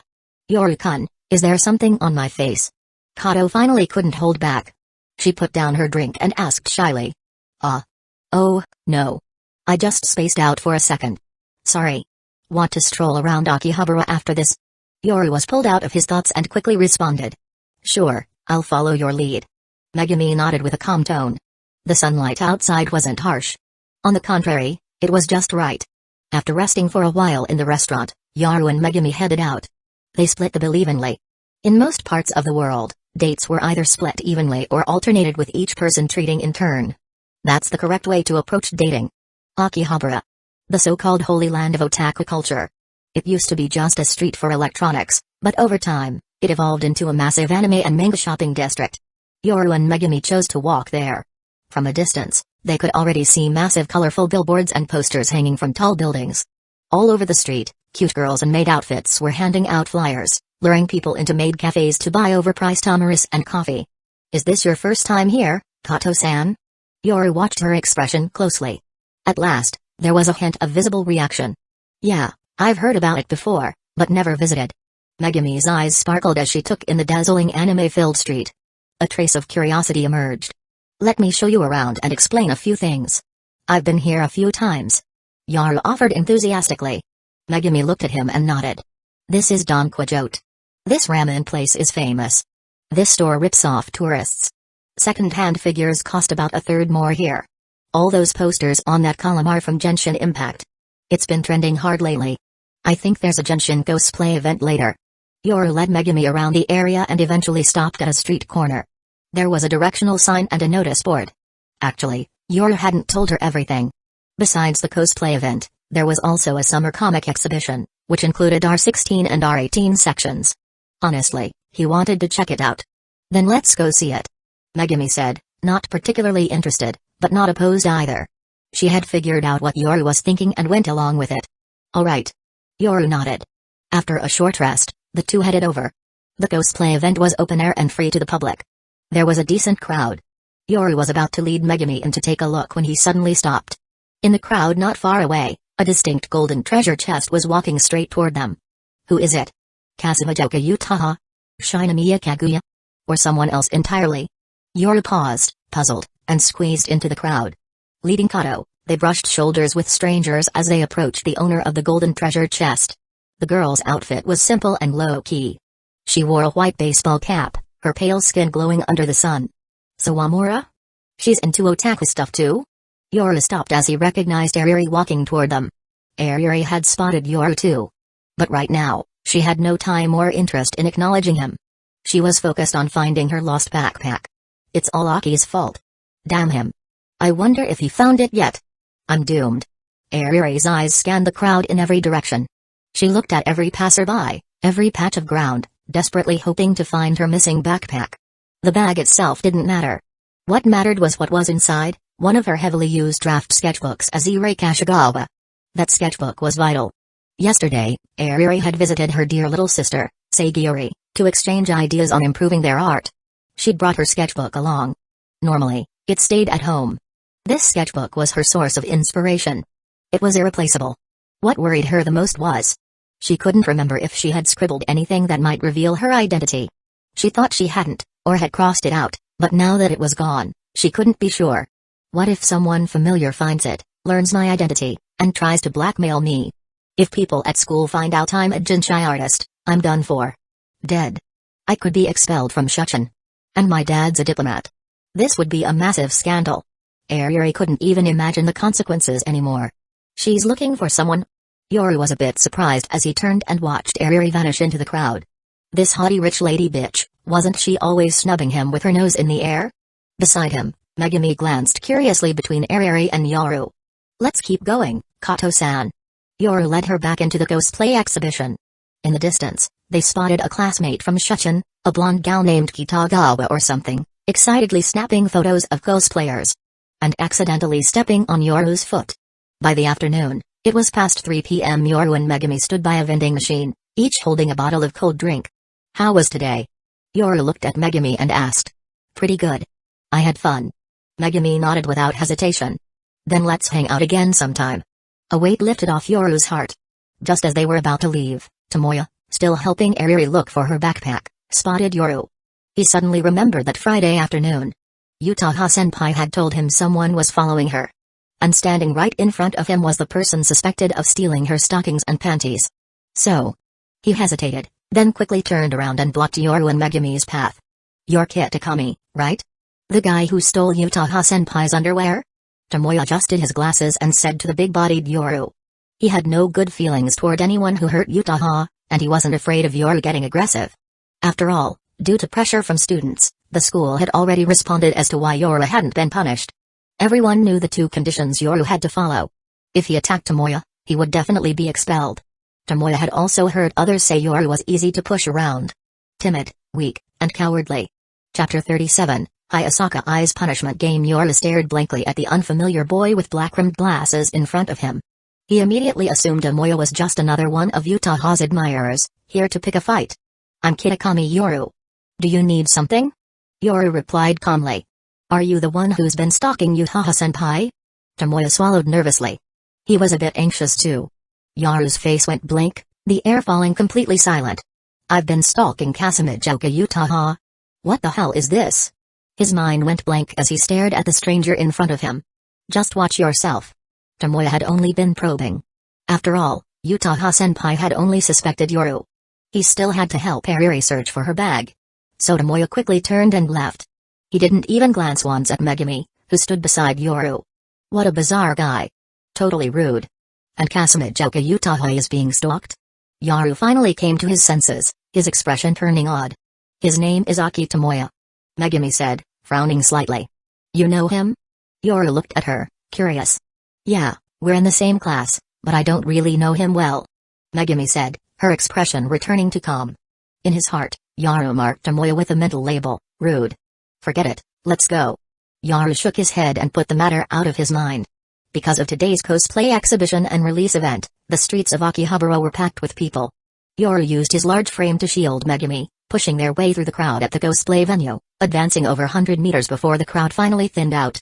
"Wait a moment, Yoru-kun." Just as he was leading the way, Megumi called out from behind. Turning around, he saw Megumi holding a beige fanbo backpack, simple in design, but covered in muddy footprints and dust. "What's that?" Yoru asked curiously. "I just picked it up." Back in the crowd, Megumi glanced back at the sea of people, surging like waves. Then she waved Yoru over and opened the backpack. Looking inside, Yoru saw a book, a pencil case, and a few miscellaneous items. Megumi curiously took out what looked like a book and examined it. The cover was made of fine leather, square and heavy. It looked luxurious. "This seems more like a sketchbook than a book," Yoru commented. "Really? It does feel high-end." Megumi nodded and opened it. On the first page was a drawing of a long cylindrical object. It looked like a stick. Neither of them recognized what it was at first glance. Then, Yoru was the first to realize, abruptly raising his head. This is. Megumi quickly shut the sketchbook, her eyes meeting Yoru's in panic. She looked flustered. Her usual calm expression was gone, and her ears turned a faint red. "This must belong to a Jin artist who lost it here, right?" Yoru felt weird thinking about it and suddenly broke out in goosebumps. The two of them remained silent, standing there in awkward quiet. After a while, Megumi carefully placed the sketchbook back into the backpack. She muttered under her breath, "What bad luck." She then snuck a glance at Yoru's reaction, clearly dying of embarrassment. "Let's take it to the police station," Yoru suggested. "Okay." Megumi quickly handed the bag to Yoru, as if it were something contagious. The two of them, having seen something they definitely shouldn't have, said nothing more on the way. When they reached the nearest police station and handed over the bag, the officer explained that if no one claimed it within a month, the items would legally belong to Yoru. Phew. Who would have thought that thing was drawn inside? Yoru stood in front of the police station, glancing at the golden treasure chest above Megumi's head. The progress bar had apparently risen to about 8 or 9%. He still had no idea what would happen once it was full. "Don't say it, Yoru-kun." Megumi turned her head away in embarrassment after hearing that. At the same time, she thought to herself, why doesn't it look like the ones in biology class? It was so realistic. That image refused to leave her mind. And with Yoru beside her, a boy, she started to feel increasingly uncomfortable. At a nearby train station in Akihabara, Yoru and Megumi parted ways.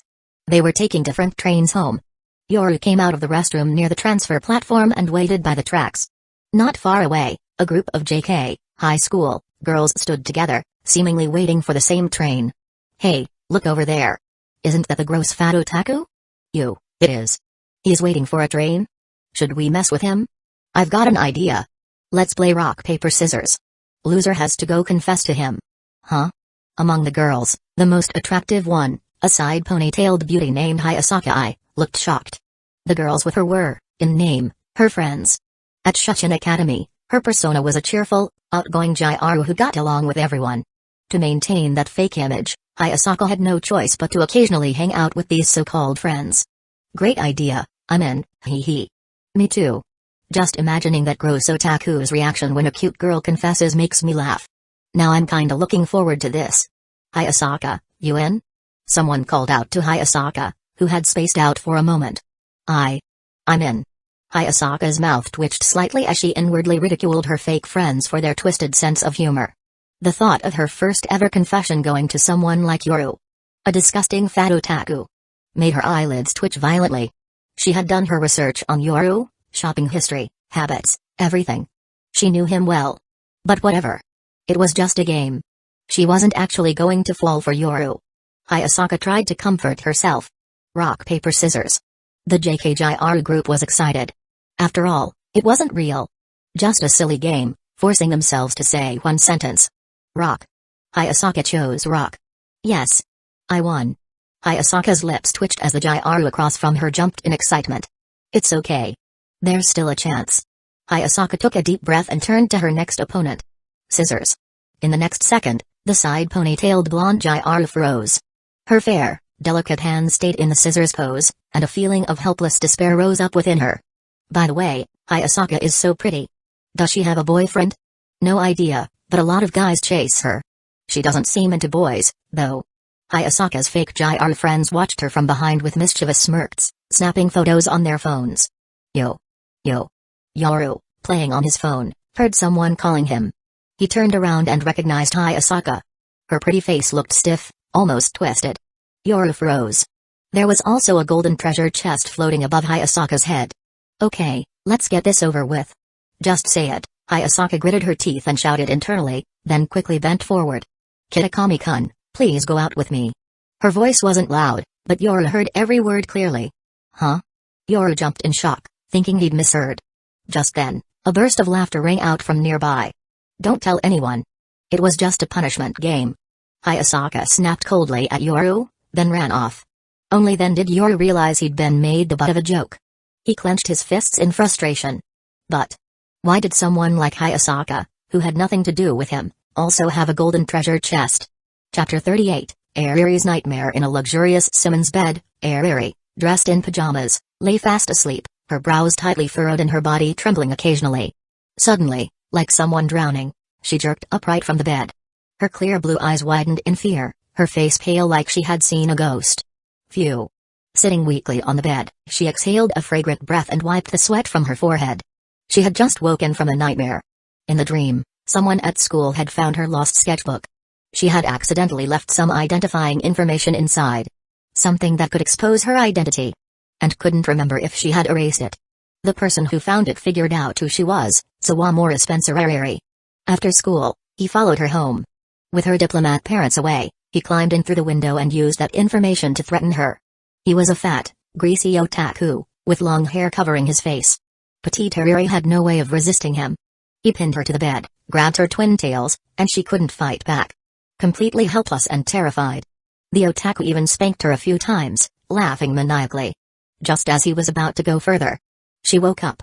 The memories of that dream flooded her mind, making her shiver in fear as she recalled it. No.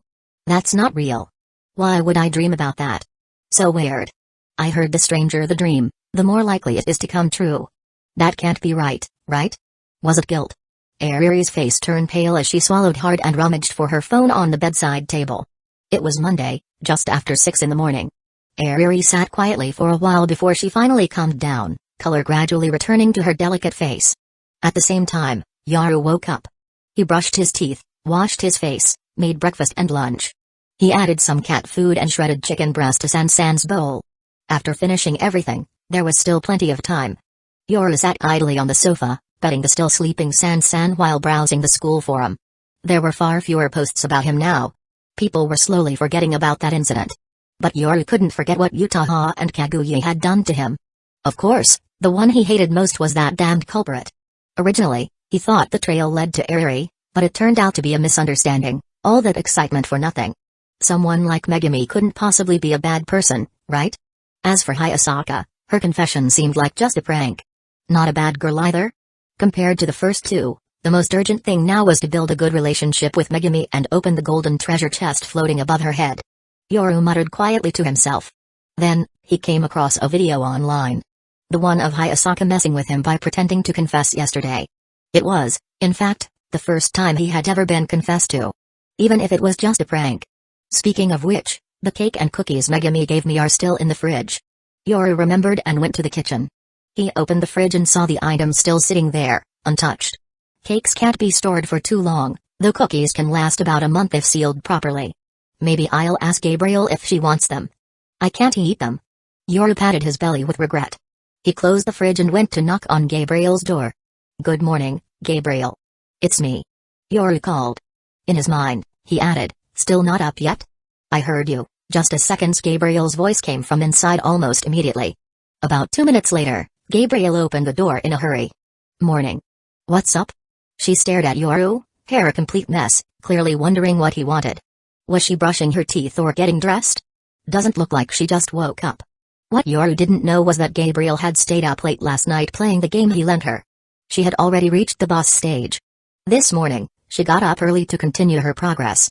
Yoru mumbled inwardly, then said aloud, someone gave me 2 pieces of cake and some cookies. I'm dieting. Want them? Cake? Thanks. Can I just have the cake? Gabriel yawned as she nodded. Yoru agreed, went back and retrieved the 2 slices. One was chocolate tiramisu, the other a sponge fruit chiffon. Small, delicate, and packed with sugar and fat. Absolute calorie bombs. For someone dieting and working out, they were practically poison. Yoru handed them to Gabriel and went back to his room.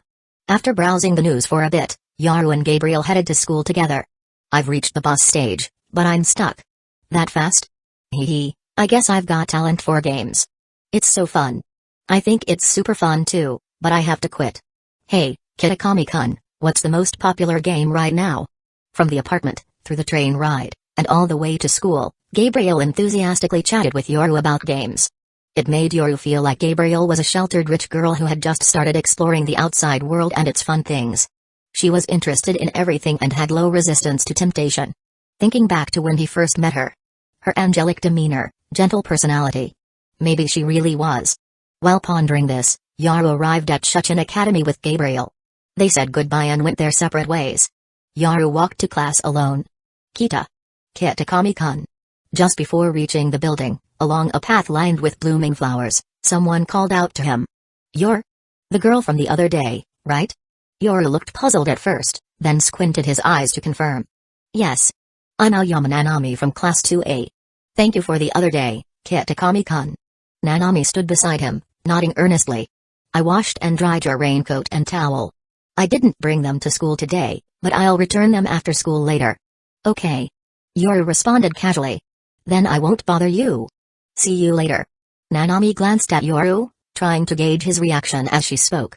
Kitakami-kun just looks a bit chubby. He's not gross at all. Actually, he seems like a nice guy. Without him, I probably would have caught a cold. I really shouldn't have judged him with bias before. I even made that face. I'll apologize properly this afternoon. After their brief exchange, Nanami ran upstairs, thinking to herself. Behind them, Candace Orata walked slowly, shocked at what he had just seen, barely believing it. That was Aoyama-san from our class, right? I'm not seeing things? Why would she be talking to that disgusting pervert who stole a senior's personal belongings? Candace's first thought was that Yoru was harassing Nanami. Even the guys in school avoided Yoru. Let alone a cute girl like Nanami. Kanda had always harbored a faint crush on her. Now he was debating whether or not to step in. Maybe he could help her? Chapter 39, Never Pull Strings. After parting with Nanami, there were about 10 minutes left before homeroom. Yoru arrived at class. He entered through the back door. Yumeko and her popular clique were chatting together as usual. Yoru put down his bag and sat down. He glanced briefly at Yumeko before looking out the window. To be honest, he found her kind of scary. Not only did she seem hard to approach, but her looks screamed dominance and intensity. Still, she was undeniably beautiful. There's a new karaoke place downtown. Wanna go after school? I can't, I've got club activities. With Yuki no Shita's club? If you're quick, we can wait for you. Hey, what exactly does Yuki no Shita's club do? Tell me. Yoru quietly listened to their conversation until the bell rang for homeroom. During homeroom, Hiratsuka Shizuka came to class. She called Yoru out and informed him that she had found a tutor for him. He should meet her after school in the faculty office. Back at his desk, Yoru felt surprised and curious, but also grateful for her help. During lunch break, Yoru scrolled through his phone and chatted casually with Megumi. At the same time, he went out to buy a black coffee. The weather was nice. Sunlight was soft, breeze gentle. Maybe I could ask Megumi to have lunch together. Yoru took a sip of the bitter coffee. He had gotten used to the taste. There were only 2 classes in the afternoon. One of them was world history with Gerasimifo. Every time it came to this class, Yoru felt anxious and unsettled. He couldn't focus, so he just took notes to review later at home. After school, Yoru checked the cleaning roster. He wasn't on duty today, but his turn was coming up. He headed straight to the club building. On the way, he passed a lot of students and got the usual stares and whispered comments. Eventually, he reached the faculty office and found Hiratsuka. Hold on a second, let me tidy up my desk, she said, pointing to a chair. Yoru sat quietly, full of questions, but decided to stay silent and wait. While she was tidying up, her phone rang. It was a call about a blind date. She didn't try to hide it, maybe because she was straightforward by nature. She chatted openly in front of Yoru. As he listened, Yoru's expression gradually grew weird. Come to think of it, I don't know much about Hiratsuka-sensei. Given her age, I always assumed she was married, maybe even had kids. She's gone on so many blind dates and still hasn't succeeded. Seriously? I'm so jealous of that man, he actually gets to marry Hiratsuka-sensei. He thought silently in his heart. A while later, Hiratsuka finished her work, stood up, and lazily stretched. Her perfect figure, hidden beneath the white lab coat, could be vaguely seen. Yoru had already turned his head away. He truly respected Hiratsuka. Whatever she told him to do, he would do it. If she told him to use the front door, he would never use the back. Hiratsuka-sensei, who did you get to tutor me? A bit later, Yoru finally found a chance to ask. It's not a person, it's a club that can help you with tutoring. Hiratsuka looked at Yoru and skillfully took out a pack of cigarettes from her coat. When she replied to Yoru, there was some hesitation in her voice. She didn't say everything. Yoru signaled her with his eyes. Ahaha. It's nothing. Really? Hiratsuka laughed awkwardly. For some reason, she imagined the kind of face Yukino Shita Yukino would make when she saw Yoru, and a rare sense of mischief surfaced. When she had approached Yukino to request tutoring for a struggling student in her class, she hadn't specified who it was. Yoru was somewhat unique within Shuchen. Hiratsuka wasn't worried that Yukino would back out after learning it was Yoru. She knew Yukino well enough. Still, she couldn't help but imagine what would happen when Yukino, someone whose personality was twisted and bad at social interaction, met Yoru. There would definitely be sarcasm, biting remarks, and cold stares. Alright then. Yoru looked at Hiratsuka, knowing it wasn't his place to press further. It's fine, just get yourself mentally prepared and show me that you're trying. Hiratsuka stubbed out her cigarette and tucked the butt into a small metal case she carried with her. Once done, she gestured for Yoru to follow. They lingered in the teacher's office for about 10 minutes. Yoru followed Hiratsuka to the club building, silently guessing. Is it the reading club? The literature club? They went all the way up to the top floor and stood before the classroom at the far end. This is it. Hiratsuka said to Yoru. What club is this? Yoru looked around curiously. There wasn't even a nameplate. Just then, Hiratsuka lightly knocked on the door of the service club. Inside the service club, part of the room was stacked with old desks and chairs, while the other part had been immaculately cleaned. A brand new long table sat in the middle. Yukino Shita Yukino quietly flipped through a book. Yuagahama Yua stared at her phone, bored. The door was knocked. Yukainon, it's a request from Hiratsuka-sensei. Yuagahama quickly stood up, looking at Yukino with a hopeful expression. Although she already knew what the request was and that it had nothing to do with her. Come in. Yukino's expression remained calm as she closed her book. The next second, the door opened. Hiratsuka walked in with a smile. Hiratsuka-sensei. Yuagahama greeted. Hiratsuka-sensei, you finally learned to knock. Yukino said with a sigh before greeting her. Yukino Shida, I brought the person. Hiratsuka glanced around the service club room, locked eyes with Yukino, and felt unexpectedly nervous. She trusted Yoru, but that didn't mean Yukino would. She figured she'd have to talk Yukino into accepting him. Hiratsuka turned and signaled for Yoru to come in. Excuse me. Yoru's voice rang out first, then he stepped through the door into the club. Huh? Kitakami-kun? Yuagahama blinked in surprise. Yuagahama-san. Yuki. No. Yukino Shida? Yoru greeted Yuagahama, then froze when he saw Yukino Shida. Oh, it's you again, Peeping Tom-san. Yukino was slightly surprised but quickly regained her calm. She looked at Hiratsuka. This is your request, to have me help him improve his grades? As soon as she said it, Hiratsuka was stunned. Yukino Shida, you know him? Chapter 40, yes, Yukino Shita-sensei. Yuagahama also looked on with curiosity, glancing between Yoru and Yukino. Kitakami-kun and I just met recently. Yukino replied with a nod, changing how she referred to Yoru. Hiratsuka had no idea what Yukino was really thinking. Yukainon, why are you calling Kitakami-kun a peeping Tom? Yuagahama asked curiously. It's nothing. I accept the request, Hiratsuka-sensei. Yukino had no intention of revealing any personal information and quickly shut down Yuagahama's question. Then. I'll leave it to you. He's pretty bad at studying. Hiratsuka said, glancing at the awkward Yoru beside her. As long as he listens and follows my study plan, that's fine. Yukino answered confidently. As a second-year student at Shuchen, she consistently ranked at the top. She often competed with Shirigane and Kaguya for first place. They traded victories, but she had never dropped out of the top 3. Hearing this, Hiratsuka looked at Yoru and felt relieved. She had thought she'd have to persuade Yukino.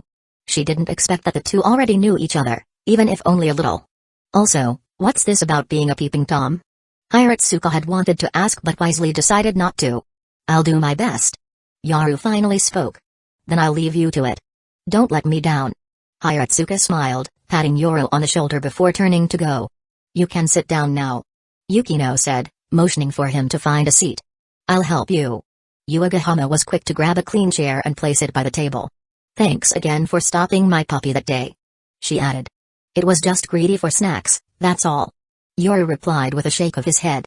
Hiratsuka waved to Yukino and left the club. The door closed, and the room fell silent again. Hee, Sable just loves slipping out of his leash and running around. If you hadn't attracted him, I'd have spent forever looking. Yuagahama scratched her head and smiled awkwardly. Ahem. Are you done? Yukino adjusted her chair and sat across from Yoru.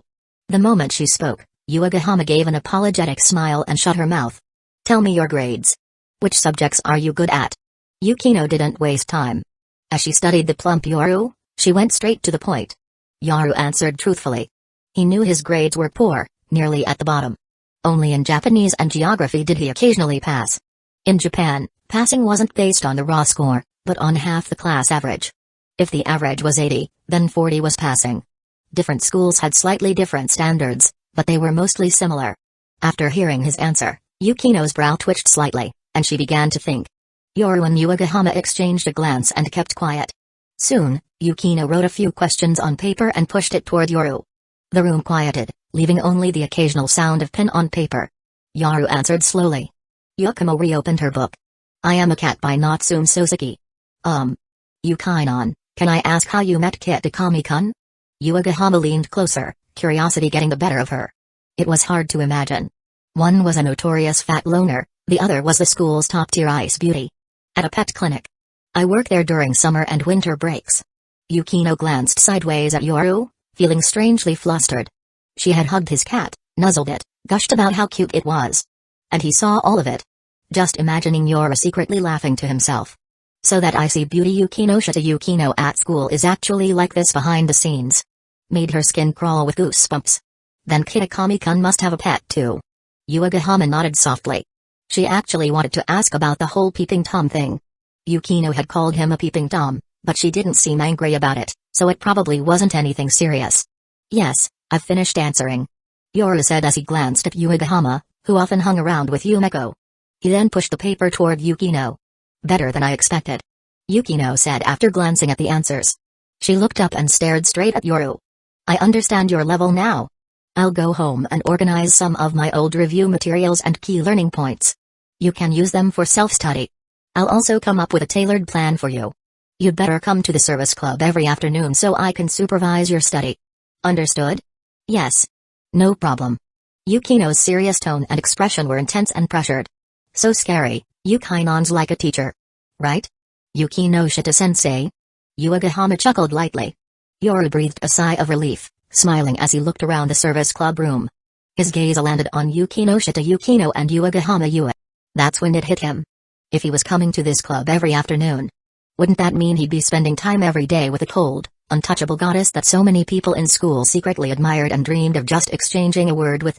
If others knew that a guy like him, a fat, socially dead loser, was getting one-on-one tutoring from Yukino, they'd probably spit blood with jealousy. And Yuagahama was also incredibly cute and pretty. Was this his lucky break? Well then, that's it for today. Club activities are about to end anyway. Yukino said as she picked up her bag and began packing up. Thanks, Yukino Shita-san. Yoru said sincerely.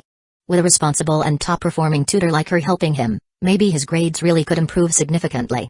No need to thank me. This is just a request from Hiratsuka-sensei. Yukino's expression was cold, her words pushing Yoru back with distance. Yoru froze mid-motion, thinking he had said something wrong. Was she trying to avoid getting involved with him? Grumbling internally, Yoru picked up his own bag and left the room with Yuagahama. Yukino was the last to leave, locking the door. Actually, Yukinon's just shy. She's really kind deep down. Yuagahama turned back quickly and tried to reassure Yoru.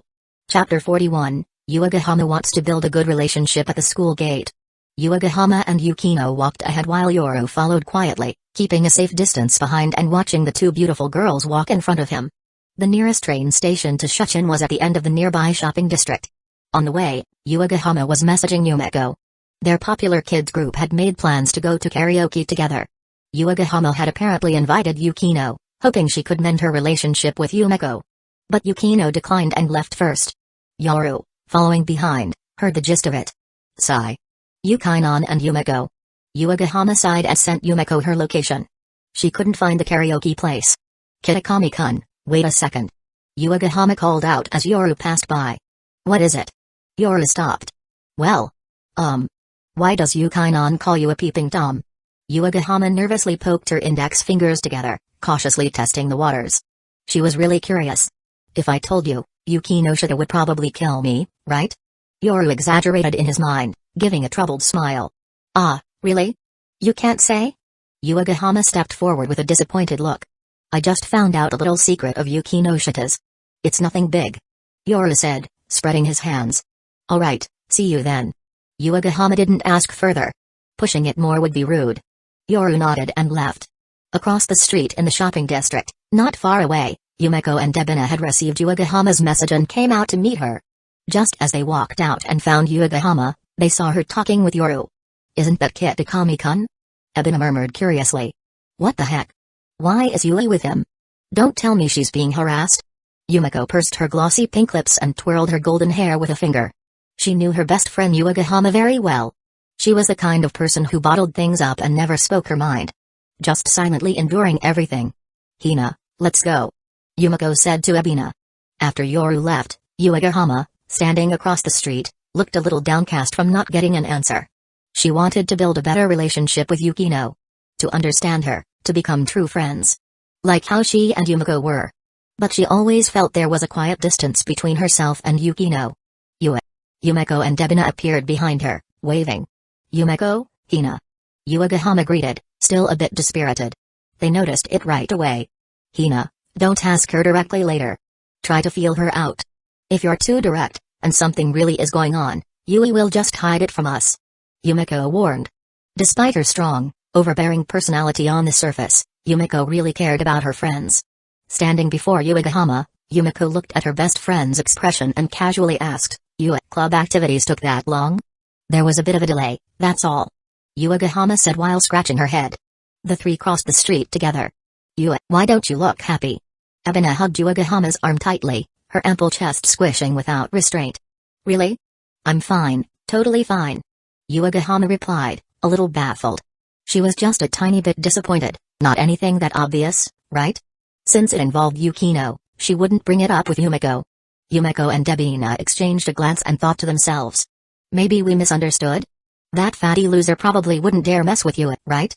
Alright, let's go sing. Ebina hugged Yumeko's arm and forced a smile.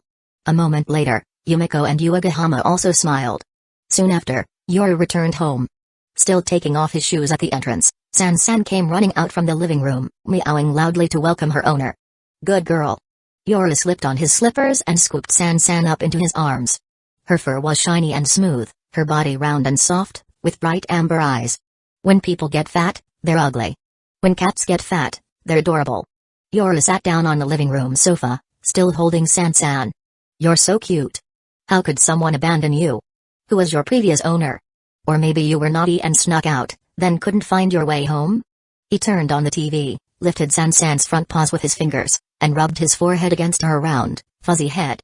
Meow meow. San meowed twice. On the TV, a Japanese news station was previewing the upcoming World Cup. Tonight at 11 p.m., Croatia gives a 1-goal handicap to Japan. Samba football wins 2-0 against South Korea. Netherlands loses 2-3 to Argentina. Yoru put San on his lap and let her curl up quietly, then changed the channel. Still World Cup coverage. This time about Japan's coach, Moriyasu-san's wild journey, and fan reactions before and after the match. Toggling between useless. Fire him. Change coach. And genius. Great manager. Competent.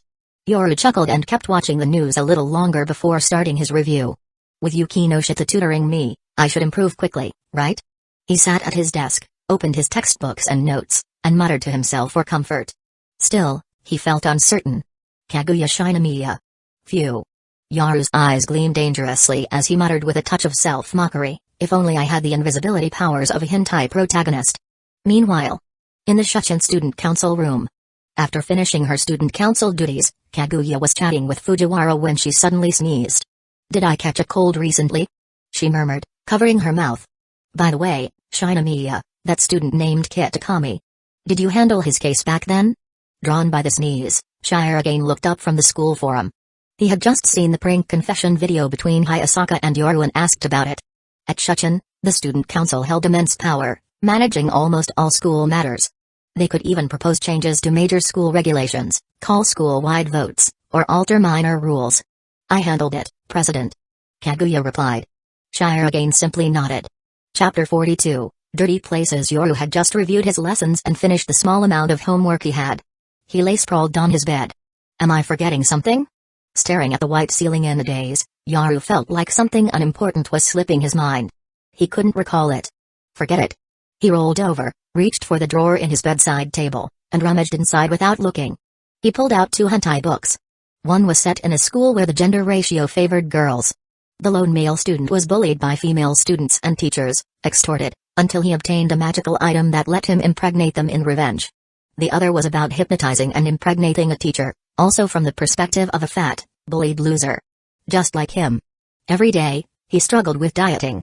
He never ate enough, constantly tempted by food. Sitting through classes that made no sense, then coming home and studying until his brain hurt.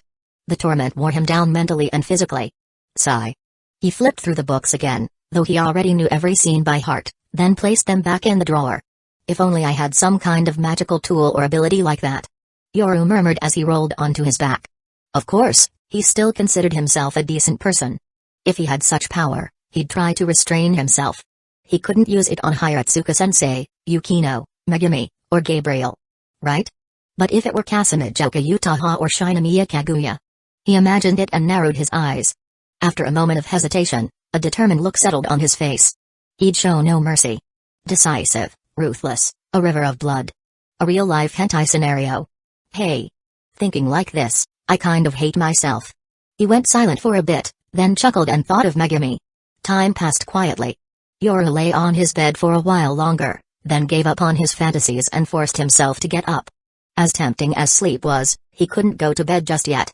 He first went to the bathroom, turned on the heater, then headed to the kitchen to make his diet dinner.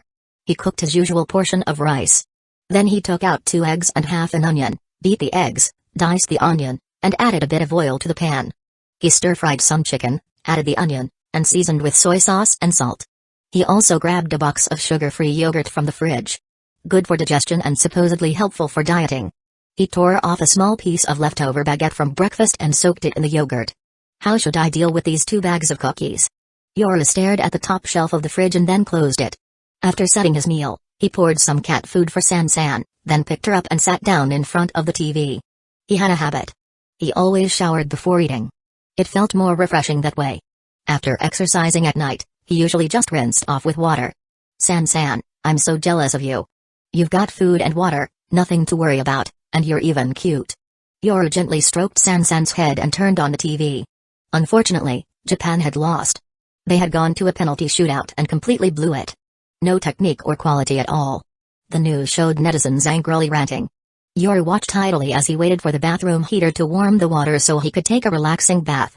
Meanwhile, downstairs at the apartment building, Nanami was carrying a bulging cloth bag as she jogged upstairs, her body glistening with fragrant sweat. She had rushed over after finishing her part-time job, bringing back Yoru's raincoat and towel. Soon, it would be discount time at the supermarket. Meats and veggies that weren't fresh would be marked down. She had to get there quickly or it'd all be gone. She could buy discounted bentos, but she preferred saving money whenever possible and just couldn't bring herself to buy them. Nanami soon reached Yoru's apartment door. She wiped the sweat off her forehead, took a deep breath, and knocked lightly. Knock knock knock. Who is it? Yoru stood up with San-san in his arms, surprised as he looked toward the door. Clearly, he had forgotten about this. Still, he went to the door with San-san in his arms and opened it. Kitakami-kun. Nanami forced a sincere smile, though it was a bit stiff and obvious. Oh, it's you. Yoru opened the door with one hand, holding San-san in the other. Seeing the Shuchin-uniformed girl in front of him, he finally remembered. Thank you for lending me your raincoat and towel the other day. Nanami said, handing over the neatly folded items from her backpack. I washed and dried them properly. I'm really grateful. Her eyes drifted from Yoru's face to the white towel. Yoru took it and nodded slightly. Part of Nanami's gaze remained on the towel, and she hesitated, a little flustered. That towel. It was the one she had used to dry herself that day. Soaking wet, she had wiped down from her hair to her toes. Including, of course, the most private places. Those embarrassing, unspeakable spots. She bit her soft lip, debating whether she should ask for the towel back. She could always buy a new one and return it instead. She'd heard that guys usually only had one towel for both face and body. Imagining Yoru using that towel on his face or body, after she had wiped there with it, Nanami couldn't help but feel uncomfortable. That's just not okay. Lost in thought, her expression and eyes gave everything away. Yoru had been about to close the door but paused when he noticed her reaction. He realized her eyes kept drifting back to the towel. He blinked, then finally understood. "You want this towel back, don't you?" Yoru asked directly. "Haha. I don't." Nanami panicked, waving her hands in flustered denial. "You already used it. I don't want it anymore," Yoru said, seeing right through her. Then I'll buy you a new one, or pay you for it," Nanami said quietly, tucking her head down in embarrassment as she quickly took the towel back. Yoru was giving her a way out. She understood that. Phew. Thank goodness. Nanami felt relieved. If Yoru really had used a towel she wiped her private areas with, she would have felt extremely uncomfortable.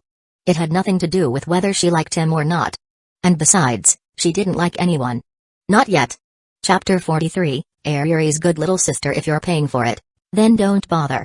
Just consider it a gift from me. Yoru looked at Nanami and silently thought he hadn't helped the wrong person. At least she knew how to say thank you properly. I can't let that happen. It wouldn't be right. Nanami quickly pulled a small wad of yen from her pocket, took out a 500 yen bill, and handed it to Yoru. In that case, I'll take it. Yoru replied without hesitation and accepted it. Yoru's directness nearly caught Nanami off guard. She smiled awkwardly and spoke again.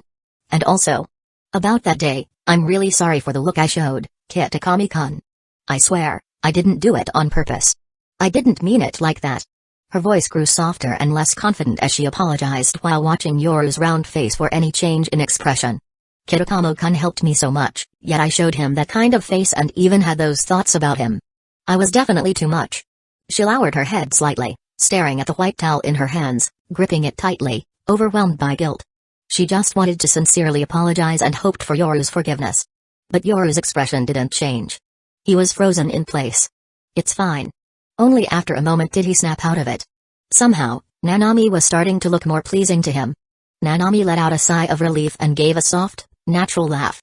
She finally noticed the cat Yoru was holding. San-san. She had been too focused earlier to see it. Meow meow. San-san widened her amber eyes warily under the stare of a stranger, glancing around nervously and meowing twice. Your cat is so cute, Kitakami-kun. Nanami said, her eyes drawn to San-san. She completely forgot about rushing to catch the supermarket discounts on vegetables and meat. Yeah. Yoru nodded proudly. He really had good luck. Picking up such a cute stray cat and even meeting Megumi because of it. Can I pet her? Nanami's eyes sparkled as she looked at San-san, who had rounded into a perfect ball. A cat with such a big frame, round and cute. It was rare.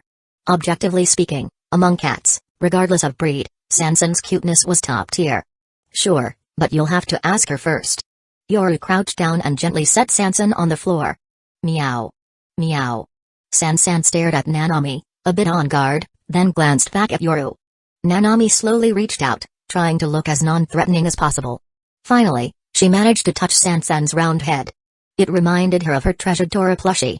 Yoru stood to the side watching silently, then suddenly thought of something. Wait here a second. I'll be right back. He left Nanami and the cat at the door. Rushing back into his apartment, Yoru opened the fridge and pulled out the 2 bags of cookies. He couldn't eat them himself, Gabriel didn't want them either. If not thrown away or sent to his parents, who else would take them? Definitely not Yukino. Nanami peered curiously inside as Yoru reappeared. These 2 bags of cookies are unopened. Want them? Yoru asked as he held them out. Rather than letting them go to waste, he figured he might as well give them to Nanami. She seemed alright in his eyes. Huh? For me? Nanami stood up, pointing at herself in surprise. Yeah. Someone gave them to me, but I'm on a diet, so I can't eat them. Yoru answered casually. This. Nanami hesitated, clearly unsure. Would it be rude to accept?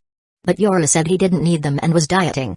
Besides, those 2 bags of cookies could cover her breakfast and lunch tomorrow. That would save some money. Her obsession with saving was deeply rooted. Consider it part of the 500 yen. A towel doesn't cost that much. Yoru added. Then thank you, Kitakami-kun. Her inner conflict was resolved. She reached out and took the cookies, weighing them in her hands. See you then. Yoru watched as San walked over to his feet. "See you, and thank you." Nanami nodded politely. The next second, the door closed.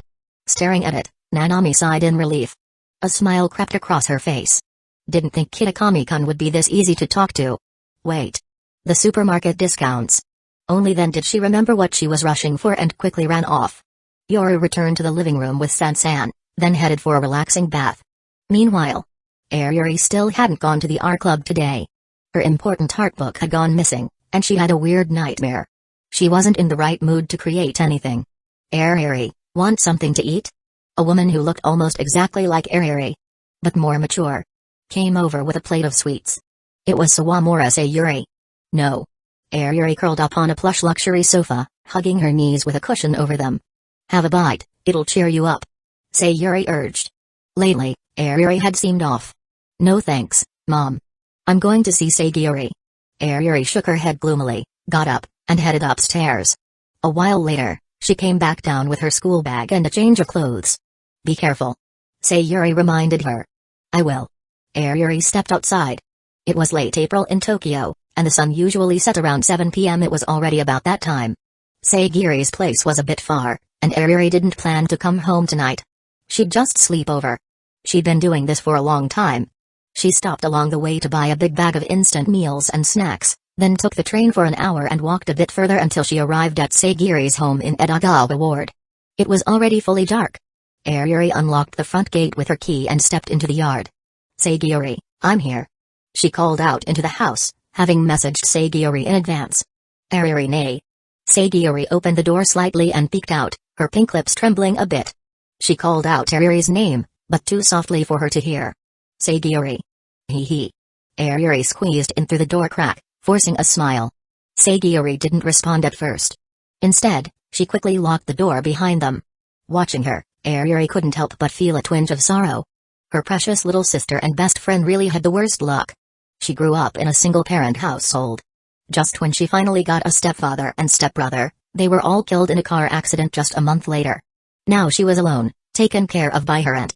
But Sayuri's aunt was always away for work, traveling all over the country. She couldn't be there for her. As her older sister, Yuri knew she had to take good care of her. Thinking back to how they met and became close, Yuri finally felt a bit better. Chapter 44, So noisy Yuri nay, let's go upstairs. Izumi Sayuri locked the door and finally looked more at ease. Normally, she absolutely refused to go outside. The farthest she ever ventured was to the front gate of the yard to secretly retrieve deliveries when no one was around. Now that the internet was so advanced, Sayuri relied on it to order all her necessities and groceries.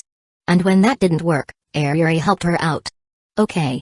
Yuri freed one hand and gently stroked Sayuri's soft, silvery white hair with a pampering smile. Sayuri accepted it without resistance and followed Yuri back to her room. What have you been up to lately, Sayuri? Yuri casually dropped her groceries on the floor. I don't want to draw erotic manga anymore. I'm thinking of illustrating light novels instead. Sayuri sat back down on her girlishly decorated, pink fluffy bed. Hee hee, why'd you stop drawing? Now alone with her close confidant, Yuri let herself relax for a moment, tossing aside her recent troubles as she suddenly pounced on Sayuri. Caught off guard, Sayuri didn't struggle immediately, her cute expression showing a trace of discomfort. Sayuri, you're so soft and smell so good. Yuri, familiar with these antics, hugged the cute, plush little Lily tightly and pressed herself against her, gently rubbing her cheek against Sayuri's. A tall and a short girl, both adorable, with one in black over-knee socks and the other in thin white tights, playfully tangled together on a bed filled with sweet girl-scented softness. It was a scene to get anyone's blood boiling. Who would have guessed that the usually elegant, high-class, fair-skinned mixed-blood lady was like this in private? Yuri nay. Sayuri began to protest, using her little hands to push Yuri away. Foo-fa-foo. Yuri chuckled, her mood lifting quite a bit. She decided not to dwell on any of her annoying thoughts tonight. Afterward, she let go of Sayuri, and they enjoyed some luxurious takeout together, took a bath, then lay on the bed chatting and reading manga. They played around until late into the night before finally falling asleep. The next morning, Yoru got up as usual. Since school started, he'd developed strict self-discipline. The moment the alarm rang, he got up without hesitation. No more sleeping in like before. Early to bed, early to rise. Gotta keep training. Yoru slipped on his slippers and made his bed. He wasn't just fat. His weight had already brought on some early health issues, lowered immunity, and so on. After tidying up, he brushed his teeth, drank some water, then began warm-ups and workout routines. Half an hour later, it was just past 7. He stepped into the bathroom, still shirtless, and showered under warm water. Then he noticed something. It felt like his body had changed. Looking closely, it seemed he had slimmed down just a little. Another part had grown more muscular. Yoru had heard that overweight guys usually weren't very gifted. But he'd never cared. Turns out, he was already above average. By quite a bit. If I keep slimming down. He stood in front of the mirror, muttering while making vague gestures. After washing up, he prepared his breakfast and lunch, left out food and water for San the cat, and turned on the TV while he ate.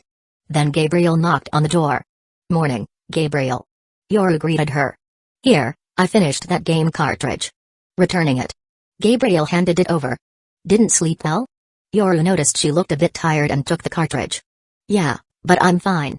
She yawned and added, "It was fun, but these kinds of games don't have much replay value. Online games tend to last longer." Yoru replied. "Online games, huh?" Gabriel mumbled as she waved goodbye and left. "Phew. I made it." Yuri rushed out of the station at the end of the shopping street, glancing at her phone. She'd gotten up early to make it to school, but Sagiri's place was just too far. The commute was long, and she'd been worried she'd be late the entire ride. Still got about 20 minutes. She let out a sigh of relief and started walking towards school, keeping an eye out for any breakfast spots or convenience stores along the way. Just then, her eyes caught a familiar figure ahead. Huh? Yuri stopped in her tracks, stunned. It was that fat otaku walking with a petite blonde girl. Both wore the Shuchin school uniform. No way. And they're laughing together? Yuri's expression turned strange. Those frustrating thoughts she'd been pushing aside started flooding back into her mind again.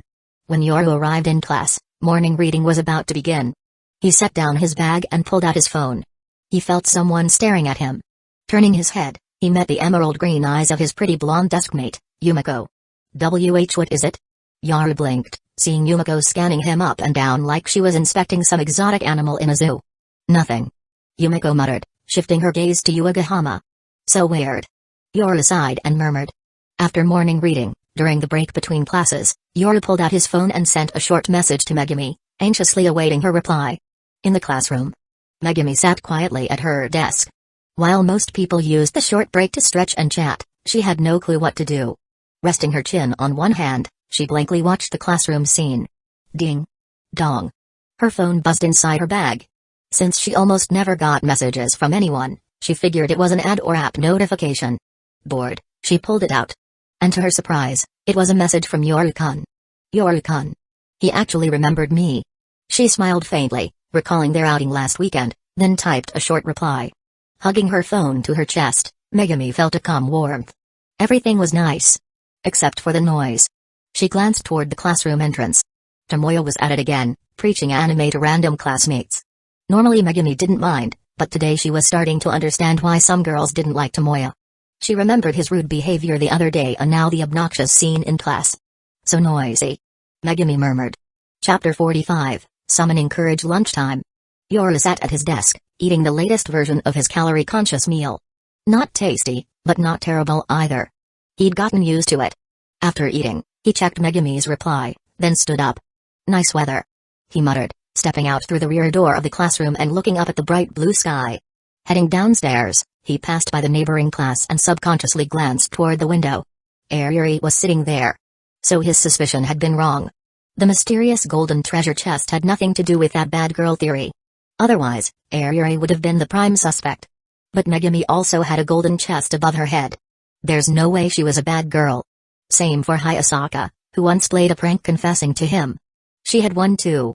He had zero real connection with Hayasaka. Of course, Yoru didn't yet know. Hayasaka was Kaguya's personal maid, closely connected to her, and had once tailed him and thoroughly investigated all his personal information. What's up with him, walking with a blonde girl? Yuri had spotted Yoru too and secretly watched him leave, her chin resting in her palm, face full of conflicted emotions. As usual, Yoru walked over to the vending machines and bought a black coffee. Click.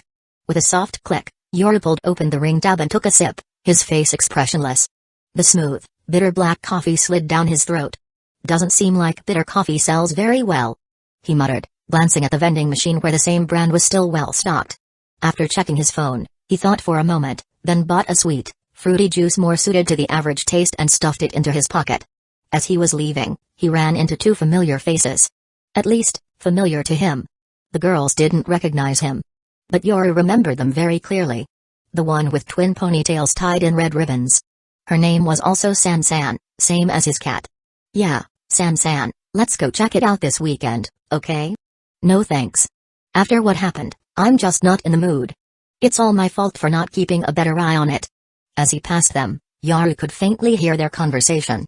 Before long, he arrived at the top of the school building, a little excited. Yoru-kun. Megumi Kato greeted him, holding a small lunch bag. She pointed at the rooftop door's broken lock. This lock's busted. You can just pull it open. Yoru said, watching the faint glow of a golden treasure chest shimmer above her head. Judging by the progress bar, it was at about 10%. Almost there. Just a little more. Is that so? Megumi looked a bit surprised and tugged on the door. With a creak, it came open easily with just a little effort. Huh? She was quietly amazed. As Yoru approached, he noticed her lunch bag and asked a little awkwardly, Kato-san, am I interrupting your lunch? Not at all. I was planning to eat up here anyway. Megumi stepped onto the rooftop, gazing down at the prestigious campus of Shuchen Academy. It was the most elite private school in the entire country. Without peer or rival. Sorry, I didn't realize you hadn't eaten yet when I asked to meet here. Yoru said, nudging the door closed and pointing to a nearby bench. Good thing he'd found this quiet little hideaway earlier. It's fine. Eating with someone else is nice for a change. Megumi wasn't particularly fond of a noisy classroom. You don't usually eat with anyone? Yoru blinked, a little puzzled. Yeah. I always eat alone. She replied matter-of-factly. Really?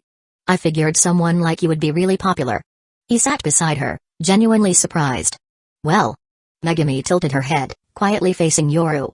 Then she suddenly remembered how he'd once called her cute and felt a little embarrassed, turning her face away. I'm just an ordinary girl. Even my name's common. I kind of fade into the background, so I'm not really popular. And I don't really have any friends.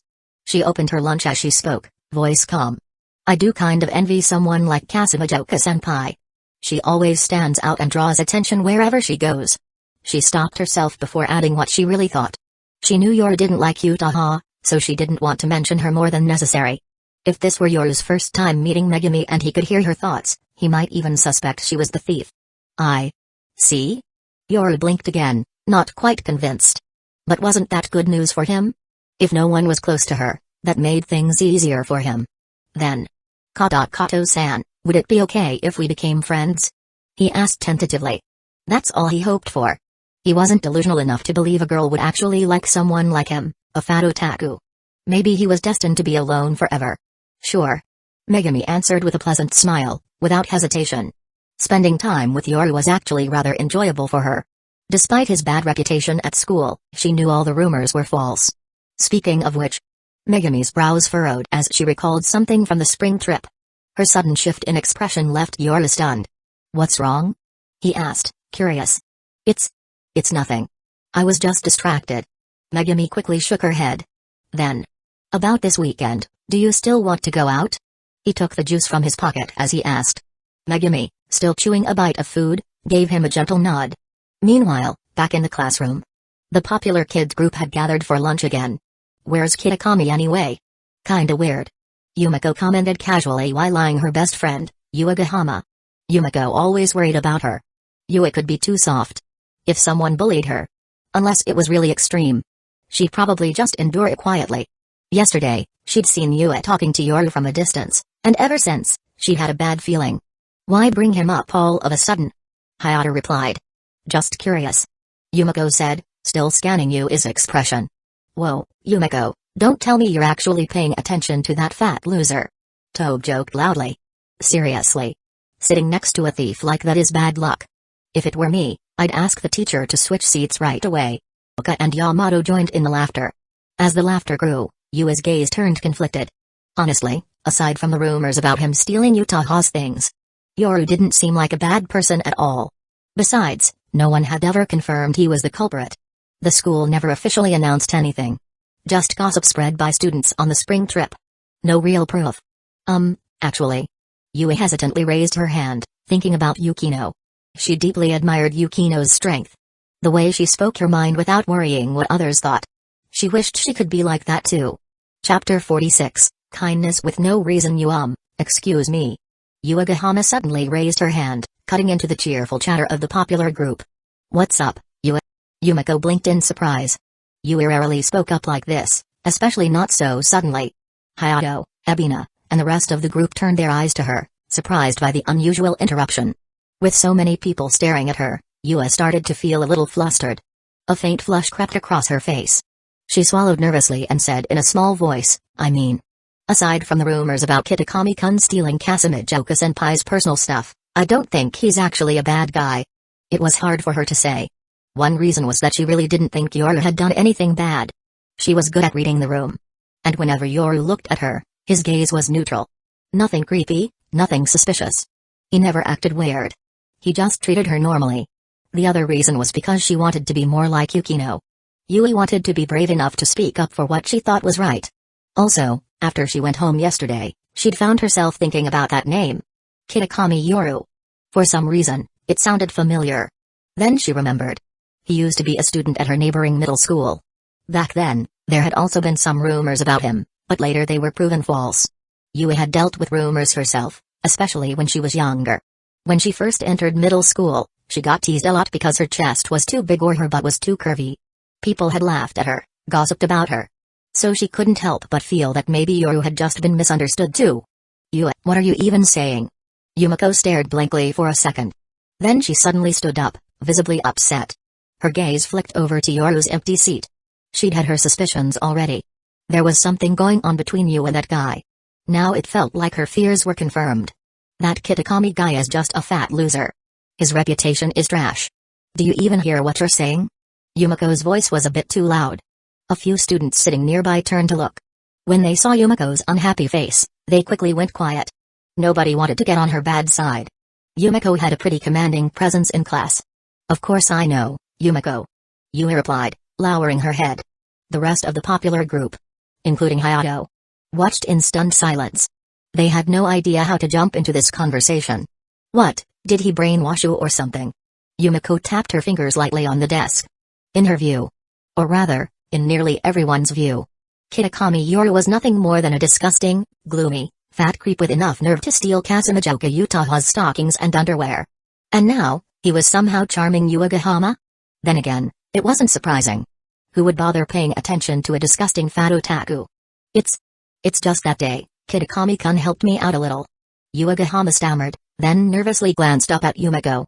Oh, so that's what happened. Hearing that, Yumiko's anger eased a bit. So it was because Kitakami had helped her that she said something like that. I'm fine, really. Yuagahama forced a smile. The others, upon hearing her explanation, weren't all that surprised anymore. Yuagahama was always kind-hearted, after all. But it's best not to get too close to him. If I catch him bothering you again, I'll give him a warning. Yumiko glanced sideways at Yoru's desk and muttered inwardly. What she didn't know was that Yoru had become a request target of the service club. As a member of the club, Yuagahama would inevitably come into contact with him. Meanwhile, in Class 2A, Nanami had just returned from the restroom and pulled out her lunch.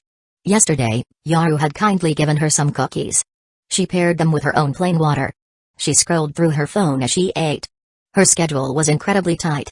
She had to wake up early for her part-time job, and after school, she had another shift.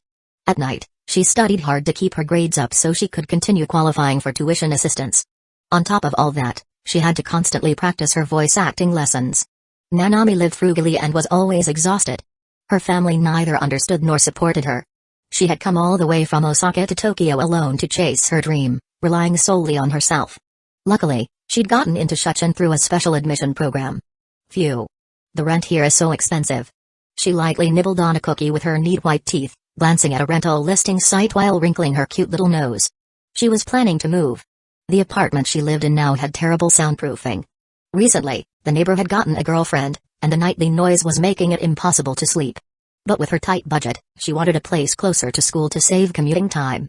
It's way too hard to find a place that meets all the requirements. She mumbled while popping another cookie in her mouth. It was really good. Crisp and flavorful. Sometimes, she couldn't even afford lunch. Aoyama-san? Suddenly, someone approached her desk. It's Kanda-kun. Oh right, I still owe you money. Nanami looked up and remembered she hadn't yet paid him back. She quickly reached into her pocket, pulled out a few coins, and placed them on the desk. Go ahead and count it, she said to Sorata. No. I told you, it's on me. Sorata smiled and shook his head. That wasn't why he was here. Seeing Nanami together with Yoru earlier had left him feeling uneasy. How could a girl like Nanami get involved with a fat otaku like that? Now that he had a moment, he couldn't hold back his curiosity. I don't like owing people, Nanami said firmly. Well, okay. But actually, I wanted to ask. I saw you talking to Kitakami the other day. Was something going on between you two? As he spoke, the girl chewing on a cookie visibly paused. Nothing. Why do you ask? Nanami looked confused. She had no idea that Sorata harbored a slight crush on her. Well, Kitakami's that infamous fat creep, right? I just thought maybe something happened, and you. Sorata scratched his head. Oh no, nothing like that. Kitakami-kun's actually pretty nice. Nanami replied casually, waving her hand. Why do you think that? Sorata pressed. Last week, while I was working part-time, I happened to deliver an order to him. It was raining, so I arrived late. But instead of giving me a bad rating, he kindly lent me a raincoat and towel. Oh, and these cookies. He gave them to me. She raised a packet in her hand and explained simply. Unsolicited kindness. Must mean ulterior motives. That was Sorata's first thought, and he felt a surge of jealousy. Chapter 47, Tutor, Yuki no Shita. If it had been someone else, Sorata wouldn't have reacted this way. Anything else you need? Nanami took a sip of water and calmly asked. Aoyama, are you seriously going to just believe that fat creep?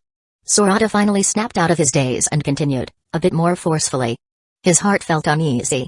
He simply wanted to warn Nanami to keep her distance from Yoru. Why do you say that? Nanami looked puzzled, clearly not understanding what he was getting at. That guy, Kitakami, he's a pervert. He even had the guts to steal Kasumijoku-senpai's personal items. Don't you know about that? Sorata pressed, his tone rising in intensity. Ah. No. That's just something being whispered around privately. Kanda-kun, don't you think it's a bit much to accuse him like that without any solid proof? Nanami shook her head resolutely. Then why do you think the rumor is about him and not anyone else? And why did the school punish him? Sorata saw that Nanami wasn't backing down and started to get more agitated. What upset him most was how Nanami was now mildly scolding him for his words. When he clearly cared about her. He had feelings for Nanami. Sorata couldn't accept this. And deep down, he simply didn't believe Yoru could be a decent guy. After all, men know men best. There were plenty of creepy otaku on internet forums. Just being a student didn't make someone safe. In Japan, it wasn't rare to see news about otaku harassing high school or even middle school girls. Wait. Nanami blinked, startled by the intensity. Aoyama, you need to understand. Yoru is a disgusting creep. He's already got the guts to steal Kasumijoku-senpai's underwear. What else do you think he's capable of? Sorata slammed his hands on her desk, his body language clearly expressing how seriously he took this. What if he's already targeted you? And those cookies he gave you? Sorata stared at the little snack bag in Nanami's hands, his mind racing. Giving you food out of the blue? What if he's trying to lower your guard? When you get used to him giving you things, someday he might drug it. Knock you out. You've seen the news about girls who live alone being attacked by perverts, haven't you? Sorata's tone was exaggerated, intense, and borderline melodramatic. But he wasn't exactly lying. Incidents like that genuinely happened from time to time in Japan. Nanami was visibly shaken. Her imagination kicked in, following the scenario Sorata painted. She remembered when she graduated from middle school and traveled to Tokyo by herself to chase her dream. She'd been scared then. She had searched online for all sorts of safety tips, trying to learn how to protect herself and avoid falling into traps.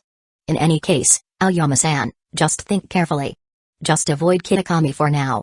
That's all I'm saying. If he really turns out to have bad intentions, it might already be too late. Sorata finally felt some relief when he saw her expression begin to show some hesitation. Regardless of whether he liked her, he genuinely didn't want to see her hurt. After all, the thought of a fat otaku getting close to a pretty girl? Just imagining it was like something out of a hentai manga. Isn't that a bit of a stretch? Nanami chewed the last of the cookie fragments, her face flickering with doubt. Look, it's not like you know him that well. Just keep some distance, okay? Sorata said more calmly. This. Nanami opened her mouth but didn't speak. Was it really right to assume the worst about someone just because of the rumor? She was literally eating the cookies Yoru had given her just now. Wasn't it a bit ungrateful to suspect him without evidence? She slowly set her hand down, her eyes clouded with uncertainty. After a long pause, she finally replied, I don't think it's that serious. But I'll be careful. That's what she said. But deep down, Nanami's thoughts were already beginning to waver. If I'm right, Kitakami will come looking for you again. That's when his real intentions will show. Sorata muttered, looking Nanami up and down. The more he stared, the more he thought. She really is beautiful. Maybe it's just that beauty lies in the eyes of the beholder. Ah. Oh. Nanami looked a bit dazed, as if she didn't want to continue the conversation. Seeing this, Sorata could only frown and walk away. Lunch break was almost over. Yoru and Megumi left the rooftop. The progress bar of the golden treasure chest increased again. At this rate, I'll be able to open the gold chest in less than a month. Yoru walked behind Megumi, muttering while staring at the golden treasure chest above her head. Spending one lunch break together seemed to raise the progress by about 2% or 3%. In 10 days, that would be 20% to 30%. If they went out together on the weekend, it could jump by 10% in one day. Yoru walked down the stairs in a very good mood. He had arranged with Megumi to chat and have lunch together every day at noon.